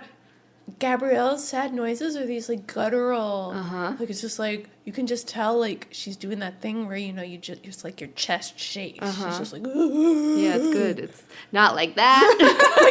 I like to make fun of every impression that you do. I'm trying. Who can approximate this perfection? Well, that's why we Can you can't do machine Alana's you. doing that? Guttural noise. Yeah, it's just the best. It's just everybody's just like, there's little snuffly cry noises, and it's just so. This is the reunion that you've been waiting for, and it's perfect. Now, Katie, the most important question. The clip should not have been Okay, used. thank you for answering my most important question. Lucy Lawless only remembers one thing about some of this episode and filming this, and that was that they debated for a long time whether or not they should try a new clip in Xena's hair. And it is very noticeable in her hair in this scene. And you're like, what? Did she use it again, or is it just here? I don't know. It's like a big oval clip. It's nuts. It just looks like something you'd buy at the mall. Like, it is so... Oh, in Pier 1 Imports? Maybe. It It just don't buy looks those so there. contemporary. Oh, my God. Okay, so then it's just what's going on, you guys? I love... There's a hand kissing. Xena leads yeah. Gabrielle over to sit down. They kind of have some dialogue about, you know, Xena is just like, you know, Xena's mad at overjoyed. herself. She's mad at herself. She's saying, like, I should have had more faith. Like, I knew you weren't I'm glad she dead, didn't like- say I should have had hope. I know. That would have been confusing. That was very intentional. Gabrielle says a very nicely logical thing to her, which is like, you know, how could you have known? You know what I mean? That's pretty rational and great. And Gabrielle has this sad thing where she's just like, she kind of still, what's the exact phrasing? I didn't know I was going to survive. I'm not sure I have, really. Yeah, ooh. So you can see that in her eyes. Yeah. Also, Xena's reaction when she sees her, she goes, Gabrielle, and then the next time she says it, she's like, Gabrielle. And it was like very similar to the end of Sacrifice, guys. Ooh. So there's a great part of, you know, now Gabrielle is sitting down on whatever little log or stuff, and she's, you know, Xena starts being like, what happened? And I love that Gabrielle starts doing her story, and, you know, it's going to be this horrible story, and Xena's looking up at her, and she looks so happy. But there's this moment right before it cuts where you see her face. She tries to rein it in because Gabrielle is telling this horrible story and she's trying to like be there for her while she's doing this story. And you just see her face go from like this like really happy smile to like, I'm going to be serious and listen to you now. Oh, it's really, really sweet. Oh, yeah, so then Gabrielle goes off on her hospice story. Right. Which is a dumb story. It's just a confusing story. Like, what? That is just the one bad part of this episode. You wait and you want to know how Gabrielle got out of this lava pit, and it is just like they decided not to write anything. It's funny, like, it's one of those things where after already hearing one explanation that was already pretty ridiculous because it involved a niche, like, at that point, I'm like, I don't care. Like, I honestly don't think it's important. Like, we know she did, you know, that glorious moment in Sintrade where Xena figures out that she must be alive. Yeah. Like, it almost doesn't matter, and it's interesting to me that it sounds like the fans were really hung up on explanations, which I understand. Like, That's what fans do. and again, But it 4 is- months to wait. You have to admit, Yeah. it is dumb. She could just be like, I don't remember. Yeah. I don't remember, literally. I mean, she kind of does say that. She does say but, that. like, it's just almost just, I don't know anything at all would have almost I definitely been better. didn't need the I was recuperating in a hospice, which just sounds, I don't know, like absurd on some level. Liz has an insane, well, I shouldn't say insane, but, like, her conception in this interview of what she thinks happened with Gabrielle is just so rough Did you read this? Yeah, I was just gonna say that since you like keep referencing it, this is an interview that you can find on Jackson Upperco's site. Yeah. Shout out to Jackson Upperco. Yeah. I think it would originally be in the Chakram then, the Chakram newsletter. Mm-hmm. Yeah. Go forth and say this. Oh, but just that she thinks that she fell down next to Hope. Dayhawk saved Hope with his flame. The impact from the flame rushed up, knocked Gabrielle to the side where she fell on a ledge, and then she was battered and bruised physically and emotionally and in and out of consciousness for a while, and like didn't get out of there on the day she fell, and then either found her way back up or found some kind of escape route tunnel, and then likens this to reading Reader's Digest sections when she was a kid, like stories like real life stories, such as I was stuck on a mountain for 8 days. Whoa. This is what she thinks happened, that Gabrielle was just like stuck and just was like crawling somewhere for forever until somebody found her, and then she like was in this hospice situation because she literally was that injured. And I was like, that is dark. That is very upsetting. Rough. Liz. So I mean, here's what I like about that. That at least has some realism. Like, I can imagine that taking months. Yeah. But somehow, it's very hard to connect that with what we see, which is, the fabulous hair. And Gabrielle kind of, like, not strolling because she looks upset. But at the same time, I don't know. It's just... But anyway. I kind of wish they had thought of the thing with Ares, which eventually we find out in season 6, where she could almost just like magically just be deposited back in Potidia, and then you could just have the question of like, how did this happen? Maybe someday we'll find out. But meanwhile, it doesn't matter because this raw emotional reunion is happening and it's so gorgeous and they love each other so much. And when Gabrielle says the really intense parts of the story about like the rocks and the lava and stuff, that's when Xena kisses her hand. When does the single tear happen? There's so many tears in this. There's definitely more than one. I feel like Xena's kind of holding it together, because there's so much happiness there too. But just sort of like, I feel like it finally just all descends on her towards the end of the scene, and just the tear comes out. Well, then to she play. has to tell her that Hope is still alive. Yeah. And, she doesn't even tell her, right? She says, I don't know how to tell you this. She and Gabrielle knows exactly what it has to be. Yeah. It's the best scene ever. So, yeah. Except for the hospice thing. I love that we get this like a do-over on the reaction scene. We get this second one. It's everything the first one wasn't. Yeah. And that makes it perfect. So Hope has Jaxter tied up and he's hanging as like food for little Porcupine Monster. The weirdest thing about this whole setup is that Hope carefully puts Jaxter's hat back on and buckles it under his chin. This is the blocking of this scene, that she like is giving him all her threatening lines while carefully doing the little buckle under his chin. And I'm like, why is she putting on Jaxter's hat for the destroyer? Like, why is that part of the tableau? I don't know. Yeah, that's a really good point. Very odd detail. Meanwhile, Xena is assuring Gabrielle that Hope won't harm her family. She's going to use them as leverage. I like that Gabrielle isn't convinced by this. Xena is so sure that she has Hope figured out. And I really like that Gabrielle is maybe just more scared of Hope than Xena is. Like, Gabrielle just doesn't trust her with her family. She knows that Hope is kind of more of a loose cannon maybe than Xena is willing to think. Because Xena thinks she can be predicted.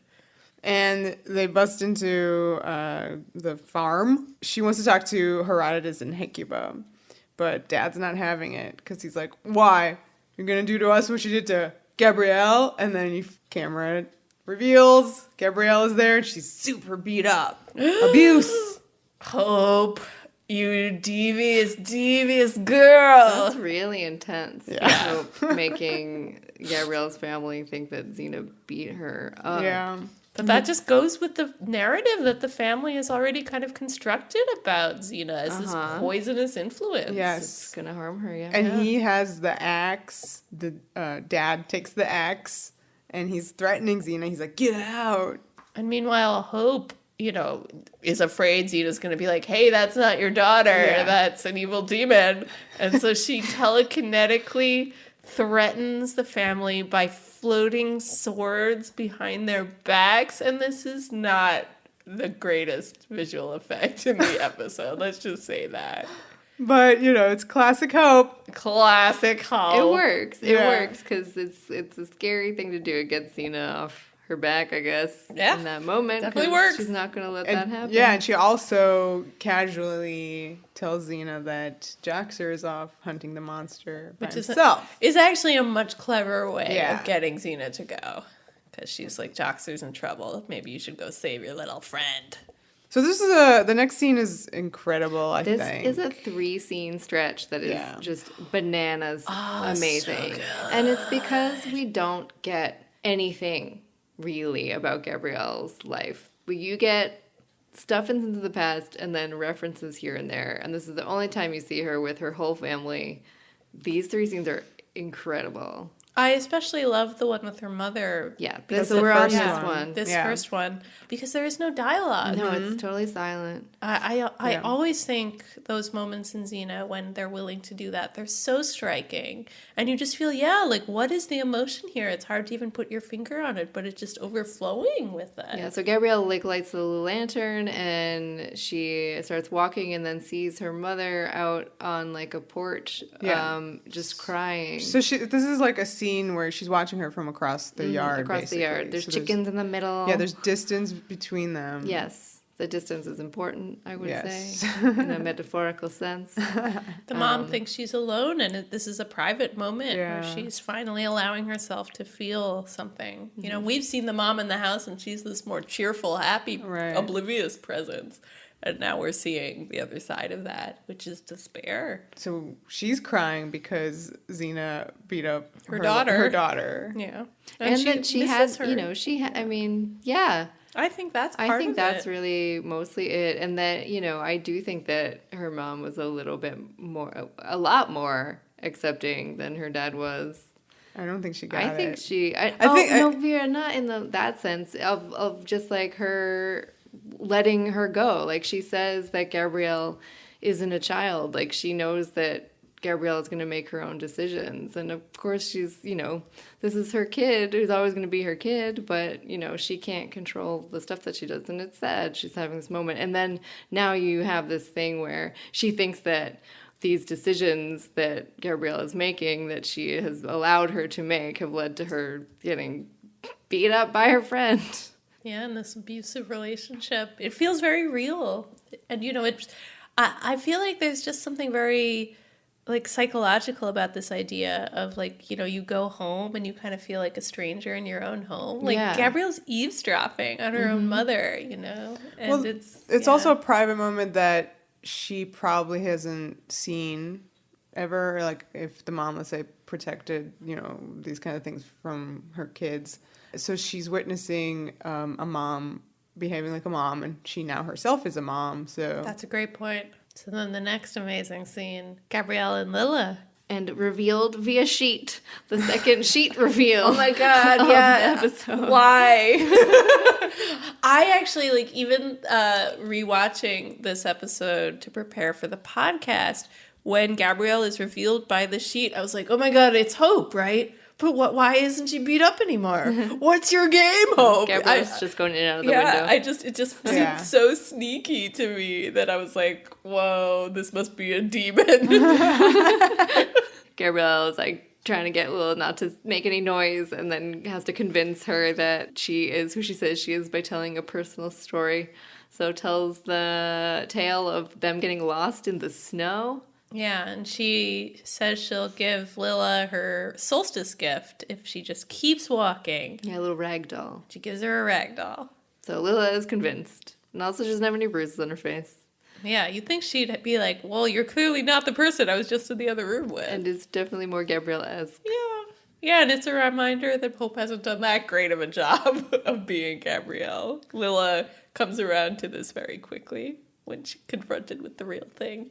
yeah, and I saw the sparks flying between the real thing. Yeah, you want to talk about No, I don't. I just your I was, feelings? Suddenly was like, ooh, they are. I'm feeling it right here. These sisters. I mean, I love that this story about the snowstorm being lost in the snow, really sums up their relationship, where you feel like Gabrielle is this bold sister, who's trying to encourage her sister, inspire her. That's always been their relationship. She's the one out ahead being like, come on, come on.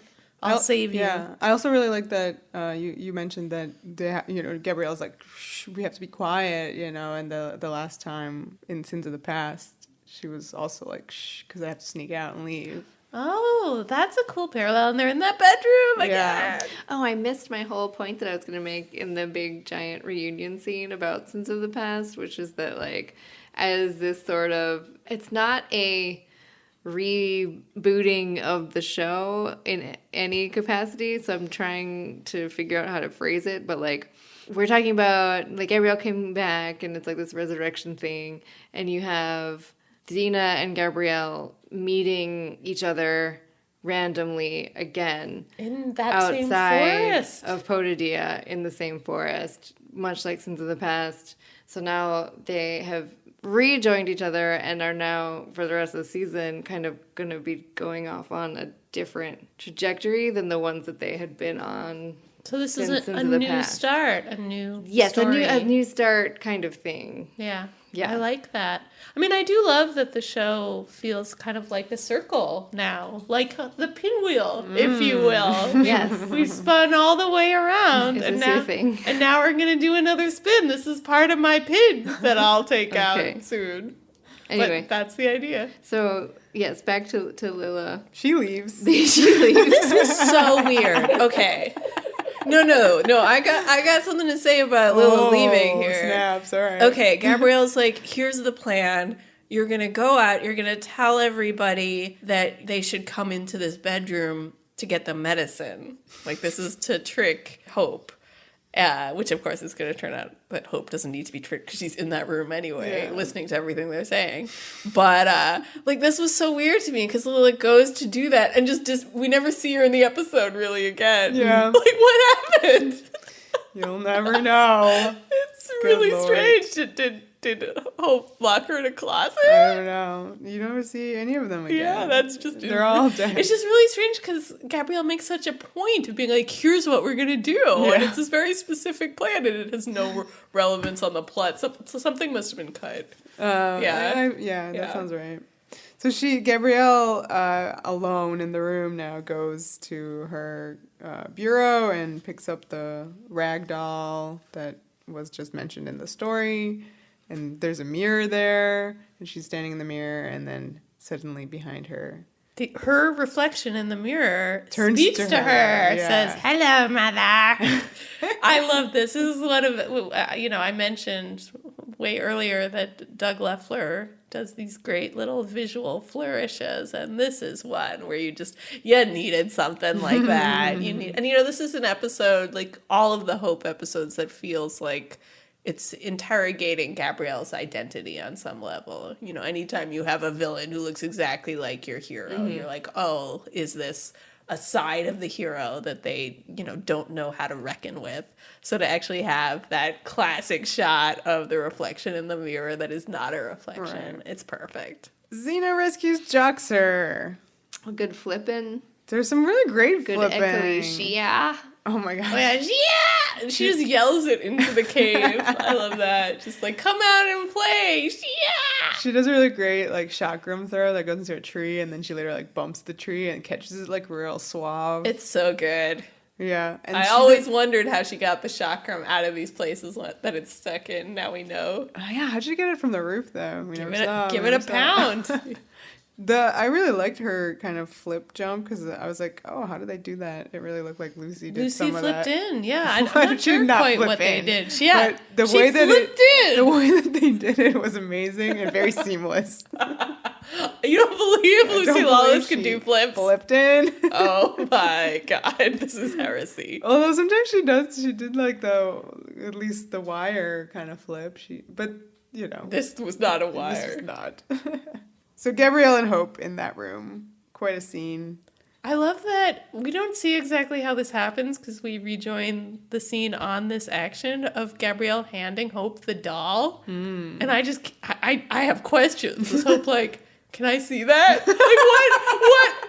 Why is Gabrielle just handing her ragdoll to Hope? I mean, I love it. I love this, just the way they've decided to block this, where you have Hope cuddling this doll, playing with this doll like a little girl. Right. And Gabrielle being her mother. This is absolutely, like, I think my favorite Hope Gabrielle scene. Oh man. Ooh. I it's good stuff. really dig it. She's like, it's turned into quite the family reunion. You like that one? I did. A family affair. I feel like Renee's Hope has matured Yeah. from the previous 2 episodes. Right. She's not doing the voice quite so intensely. It feels much more kind of 3-dimensional, like more lived in. You feel like Yeah, she's she just- got used to her body. Yeah, I mean, I think it's one of those things where it works both with the character, where, yeah, she's become used to being who she is, and also I think Renee as an actress has just kind of got a better grip on the character of Hope. She's, like, kind of depending less on, like, I'm doing a creepy voice, and more just Right. on, who is this person? Why does she have all this anger? Like, Yeah. why is she like this? But Yeah. it makes sense. I was into her performance before, and for, like, because she was literally out of a cocoon at that point, and now it's been, months later, so I'm into it. It's a very natural progression, in my opinion. She explains all the different generations of the family who are present here. This is, I think, one of the most wonderful pieces of writing in the episode. This idea that, yeah, she kind of brings all the threads together. Yeah. She says, parents, you, me, my pride, my joy. But yeah, I mean, we see all these different familial relationships in this episode. You have Gabrielle's parents who are, I mean, it seems pretty messed up and Yeah. dysfunctional. Those are, obviously the most grounded human parental relationships here. And they're just as confusing in some ways as the Hope Gabrielle and Hope Destroyer. Yeah, not quite. not I would quite. actually disagree that they're dysfunctional. They seem like normal parents to me. Yeah, but And they're like a they family. don't know their daughter. Yeah, they don't I mean, there's know a her very lot well, of yeah. distance. Like they're not Yes, close. the distance parents. is- They're close to Lilla. They're close Yeah. to Lilla. Yeah. Yeah. I don't think But they understand definitely don't know Gabrielle. Gabrielle anymore. But like Yeah. the level of dysfunction is nowhere No. near. But I think it's They interesting don't to have have spikes. when you actually think about these different relationships, and obviously like Gabrielle and Hope, that's a metaphor. We don't really have like a parental relationship like that in life, but Yeah. having it next to the much more grounded one, Yes, of course. I think shows you, Yeah. that they're both about parents and don't children who don't understand understand each each other, and the love is very complicated and in some Yeah, sense and feels that's absolutely one that way. sense, yeah. Gabrielle asks why Hope is alive, basically, and Hope says that she was saved by Dayhawk's fire, and, quote, but then I've always been Daddy's little girl. I love that Gabrielle in patented soft voices. Yeah. Always. So good. Oh, I mean, it's so sad because you still feel the pain on Gabrielle's part. That she wanted so much to help this person and has failed her. Like, you really feel that. And then Hope goes, is that why you never loved me? And Gabrielle says, I loved you, I just had to stop you. For Xena. Good question. Yeah. For us all, says Gabrielle. I love that Hope is still so jello. I mean, that's That's all she understands. yeah, exactly. And then we hear the monster growl, and Gabrielle like jumps out the window jumps out and, the and window. runs away. It's pretty great. What does Hope say? Bye, mommy. All right, which is a callback to Maternal Instincts, to wild-haired weirdo. Mm-hmm. Had that same line. Wild-haired weirdo? The little girl. Xena versus Porcupine Monster, round 2. Let's go, girls. The big showdown. She tries the lantern trick again, but he's ready for it. He's grown. I feel like he's smarter this time. He Yeah. uses like the door at one point to block the chakram, I think, right? Yeah, well, that was Yeah. really cool. So he first grabs the water and douses the lantern, and then, like, accidentally he sticks his spikes into the barn doors, like, fighting Xena, and she throws the chakram at that point, being like, oh, he's stuck, I can kill him, and that's where he, like, uses the barn door as a shield. It's good. It makes you see, oh, this monster he's not just brawn. He's got a mind. And then he picks up Xena, and that's where we get our Buffy line. That's the bite me. Bite me. But It's not her best line. And you know how I feel about even the best of the lines. But he has been running around eating things, so he does bite. Just putting that out there. I guess so. He really seems like he's gonna, kill Xena right now. But then you get this amazing wide shot of silhouette. Who is it? In the distance. It's great. It's like a canted angle. It feels almost like it's out of a Western. This like lone figure just kind of like framed in the doorway. It's Gabrielle, and she says very hesitantly, "Wait, let's do it together." She's doing a Hope impression. Yeah. It's not terrible. But I think Gabrielle doing Hope is worse than Hope doing Absolutely. Because she's so clearly scared. Yeah. And I love that. I love that you have this. Terrified. Yeah, and just weirded out. Like, I love that her emotions throughout this scene are so just like, what am I doing? What is this? What is happening? I know. Now, can we just put this out there that, of course, Gabrielle would go and hug him? Yeah. That's what she does. To distract him.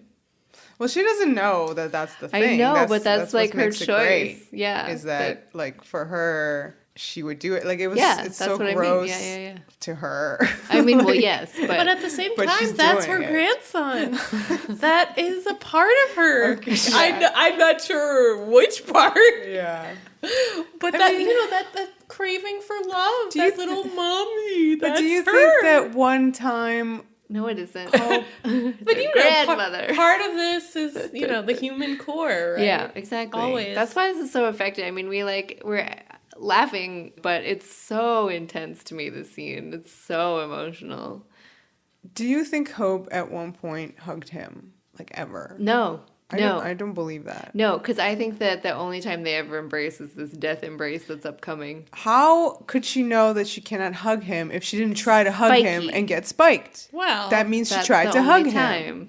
So it happened. Fine, then that's the only time. I think it's just, it's instinct. This little baby wants to hug his mother, and every time he tries, she's like, no, you're going to hurt me. Right, but I'm just saying that it's not like she never did it before. It's just that she did it one time and it literally hurt her. So she is like, no, never again. You can't do this because you're spiky. But Gabrielle doesn't know that that's the effect of a I hug don't with think him. that Hope has those instincts, though, to like go and do the hugs. That's why I just find it a little more poetic to think that the real embrace that they have is the last one. Yeah. Well, that's where she allows it to fully go there. But I Yeah, am she can giving finally her, just let go. I'm going to give her the benefit of the doubt and say that it happened. It did. one You think time. she tried to hug her Because son? how would she keep putting it off now? I just feel like I like that in that first hugging scene, Hope has a motive. She's examining him. She needs to get close. You can imagine such moments throughout their lives, her taking care of him, but not necessarily like doing it just for a moment of closeness. Like it's always about a purpose. This one at the end, though, will be just for the closeness. So Gabrielle, terrified, hugging the destroyer. Xena stabs him in the back really a lot. He screams in pain and it's really upsetting. It's upsetting, yeah. It's So a moment sad. where, this is Xena Warrior Princess, and I can't help but actually be mad at Xena for doing this. Yeah. It's so cruel to stab this creature in the back when he's being But he's hugged. the destroyer, one of 6. Yes, will he's an dominate the apocalyptic beastie. He's Anyway, bad. Hope runs to her son. And she has a very horrifying scream of no. Yeah, Well, she just, she says I wasn't no. going to do it. No. Oh, but yeah, she's just so transformed, ferocious. We've never seen her look like a monster. I love that just funny disjunction that the destroyer is a sweet little dude who looks like a monster. Hope looks like an angel, but is a monster. Right. And you really see it on her face here, just like she's transformed by rage. And he stabs her with his arm spike. So yeah, I was confused about this. It didn't occur to me any of the times that I saw this episode, that he does it deliberately. That he's like, you tricked me, I stab you. Like, I saw it as just a total accident. That he's just flailing, trying to get at the sword in his back, and she lunges at him unexpectedly, and he stabs her. Mm-hmm. He thought that was Gabrielle, the trickster. He thought that was the trickster, and he had to... But he doesn't know that there are two of them until he looks. Yeah. Right. Or does he? No, I mean, you definitely see that happen. He looks around and realizes there are two. There's two. Yeah. So it could be totally, an accident. It's funny because I think that it's easy to just watch the scene and immediately think, like, he stabs her because he realizes he's been tricked and is angry. But I think that it's more that it's an accident, right? I feel like it's a little. I don't think it's an accident. Yeah. He does swing. He's a violent dude with violent dude instincts. So he's like, you hurt me, I hurt you. Yeah. But he doesn't know that it's not. It definitely doesn't feel like I'm taking vengeance. He's not trying to kill his mother in this instant. No, he's trying to hurt the one that just was like hurt him, and then he's very upset when he finds out that there's two of them, and then there's that his mom is the one he's hurt. Exactly. I love the shot of the blood running down her back. It is a very good shot. It is, and again, a little sexual.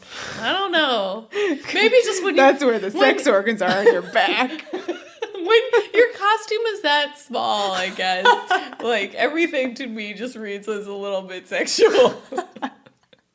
Well, I mean, they are very locked at that moment. In this embrace, yeah. And you see, I mean, it's such an interesting sequence of shots because you have this close-up of Hope. She looks over her baby's shoulder and sees Gabrielle. Mm-hmm.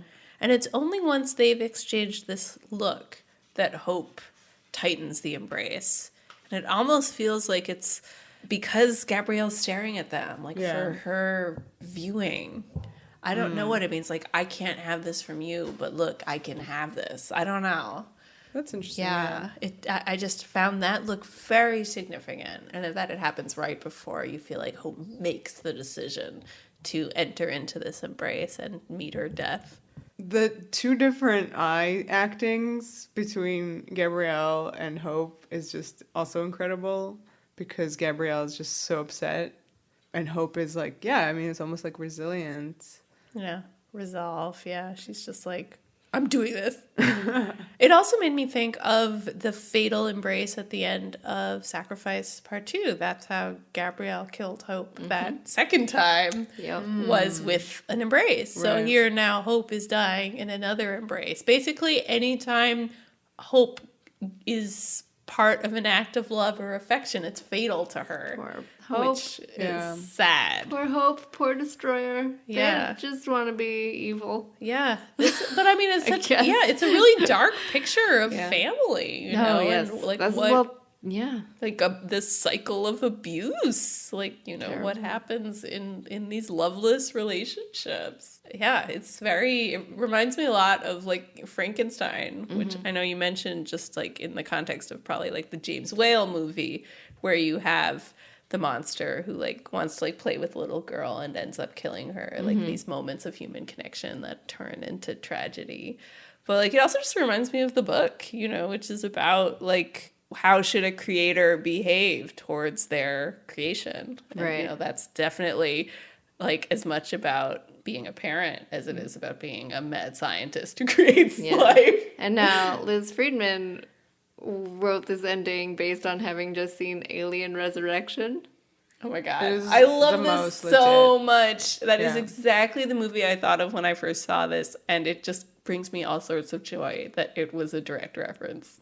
Yeah, I mean, it's so direct that if you watch it, you feel really, really, really bad for the crazy monster alien at the end. So describe that scene, the alien resurrection. It's this, but not in a barn, on a spaceship. And he doesn't have spikes. He's like a weird blonde, weird creature. It's a very complicated situation, but... he's her alien baby. Yeah, Ripley... He's a half human, half alien baby of Ripley. Right. And so she's not just a human anymore. She also has alien blood in her. So there's like extra weird connection between them that is sort of sexual, but not really. But definitely there's an embrace that is very hesitant, kind of like Gabrielle and him. She kills him in a really horrific way of sucking him out of a tiny little hole in the spaceship. And he also airlock. does like baby cries. He definitely, once that happens, has like a, huh? Like, yeah, like literally like the same eye shot of like the sad like little baby creature being betrayed. It's really upsetting. He makes horrific noises. Oh my God, it's upsetting. But also Alien 4 is really stupid. But this is a good part. This part is great. Also, Winona Ryder is great. And Sigourney is always great. Yeah. I recommend it. She plays basketball in that one scene. Oh, God. She makes that shot. Yeah. Well, a cool reference. Joss Whedon wrote this film. You didn't have to talk about that at all. All right, but I love that Liz saw this, and her takeaway was things are always better when you feel for the monster. Yeah. When the monster is a tragic figure. And I think that's an awesome lesson to take away and put into this episode. I think it just elevates this so much. Oh my God, that's just like dying tableau when monster and mother fall over and are just love a sad tableau. Yeah, like it's romantic in a way. Yeah. Like you. It is. And they're just lying on the ground. I love Xena. I love that Gabrielle actually moves to go to them, and Xena grabs her by the arm and is just like, no. That's like the best. It's really small. It's not like this big moment. It is pretty small, but she just kind of like stops her. Why didn't she want her to go over there? Because. Did you see it all? She's like, no, it's gross. We don't need 3 generations lying on the floor. But also that Gabrielle wouldn't make a move to go over I mean, this is her child and her child's child. She just saw them both die. It is extremely traumatizing. This is the 3rd time she's been involved in Hope's death. Yep. Like, I mean, that is a lot. That is a lot for Gabrielle to have to take. And yeah, I mean, the feeling, we feel sympathetic to the death of the creature. I can't imagine how Gabrielle feels, because I feel like, she, in that moment of having that really weird, awkward hug. She didn't really know him. We knew him more than her. But she looked into his eyes and was like, she didn't know this him. is a baby. I have no doubt. Baby. I had no idea it was like 6 months old. Well, it was just however old since Sacrifice Part 2. I just didn't really You thought this was a full-grown man. Yeah, I honestly did. I was like, this thing is like a letdown, and he behaves very sweetly to be called the Destroyer. Yeah, it's fun. But yeah, he's a baby.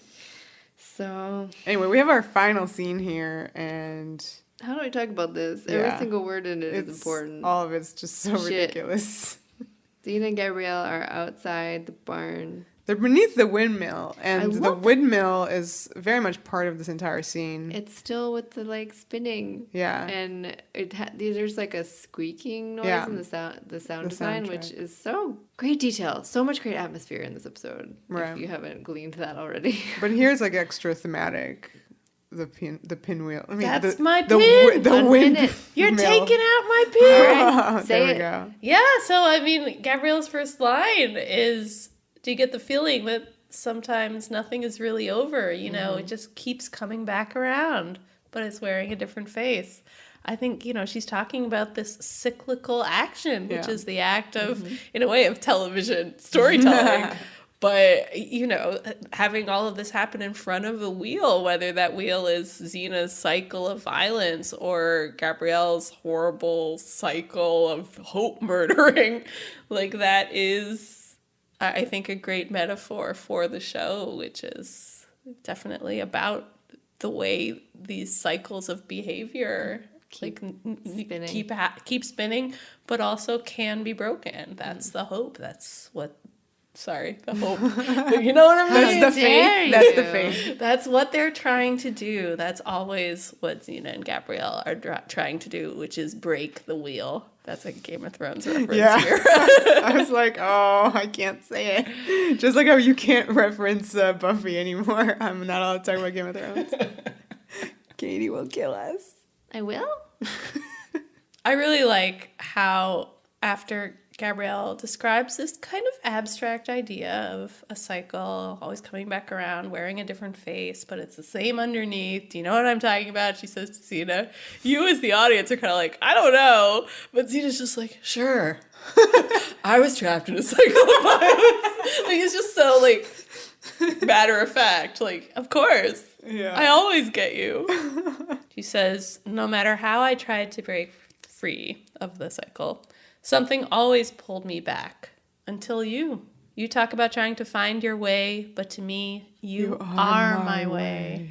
This is the first time way has been used, correct me if I'm wrong, in quite this way. In quite this way. Yeah, in quite this way. This is like capital W way. Mm-hmm. This is like a way of life. This is a way of seeing the world. Yeah.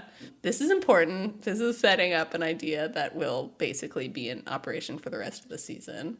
And it feels mighty significant that Xena at this point is just so sure she has this figured out. Yeah, and Gabrielle here poses the fact that she is totally lost and is searching for her own way. Yeah, how can she be Xena's way when she's lost? Which I mean, I love that this is coming up here in Family Affair rather than like in the middle of the rift, where in some ways I feel like I was almost questioning why isn't it happening now, like in One Against an Army, when Xena's just like, you know, you're my everything, like I need you. I'm not quoting it verbatim. I apologize. But, you know, the sense of, you know, right after the rift, the fact that Xena could go back to these feelings and, like, that hasn't changed for Gabrielle either. I like that here Gabrielle's able to say, like, how can I still be your true north on a compass? Like, you know, after everything I've been through, like, I'm not on that pedestal anymore. Can I really be this thing that you need me to be? I feel like that's a really important realization for Gabrielle to have. Absolutely. Yeah, this whole episode sets up this season in the sense that you have Gabrielle questioning that, and you have Xena being confronted with being a particular influence on Gabrielle in the sense that, is she good to be around? Well, they're searching for answers together. I love them. And that is how this episode ends. There's a little cuddle time there at the end. Sweet A little arm caress with the fingers. Yeah. I liked that detail that Gabrielle's doing that. God, I can't believe we talked about that whole real reunion scene. I didn't once mention like how many like fingers were in people's hair, like just kind of like going through their hair. There's a lot of hair touches. Sorry, shoot. Well, I just did, so yay. Yeah, you did it. You did it. Reunited and it feels so good. Is that how the song goes? I don't know. Sort of. Those are the lyrics.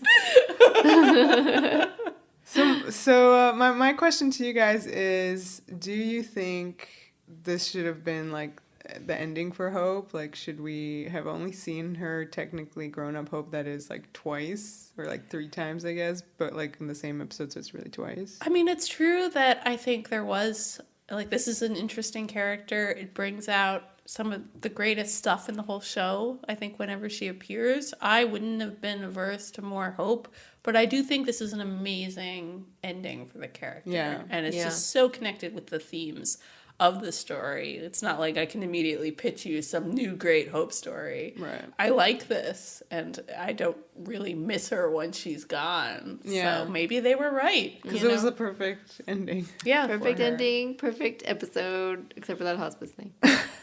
All right. I guess that wraps it up.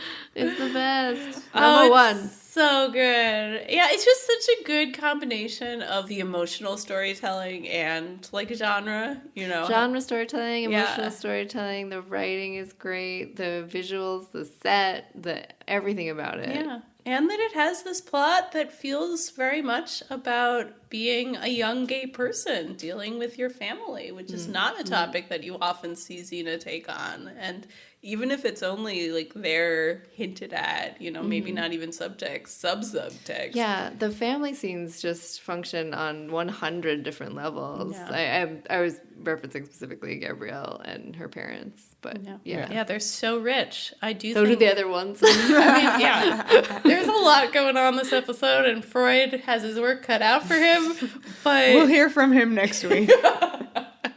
All right, then you can follow us on all the stuff. Yeah, XenaWarriorPodcast.com. Go there to listen to episodes and find links to everything. We're on Apple Podcasts.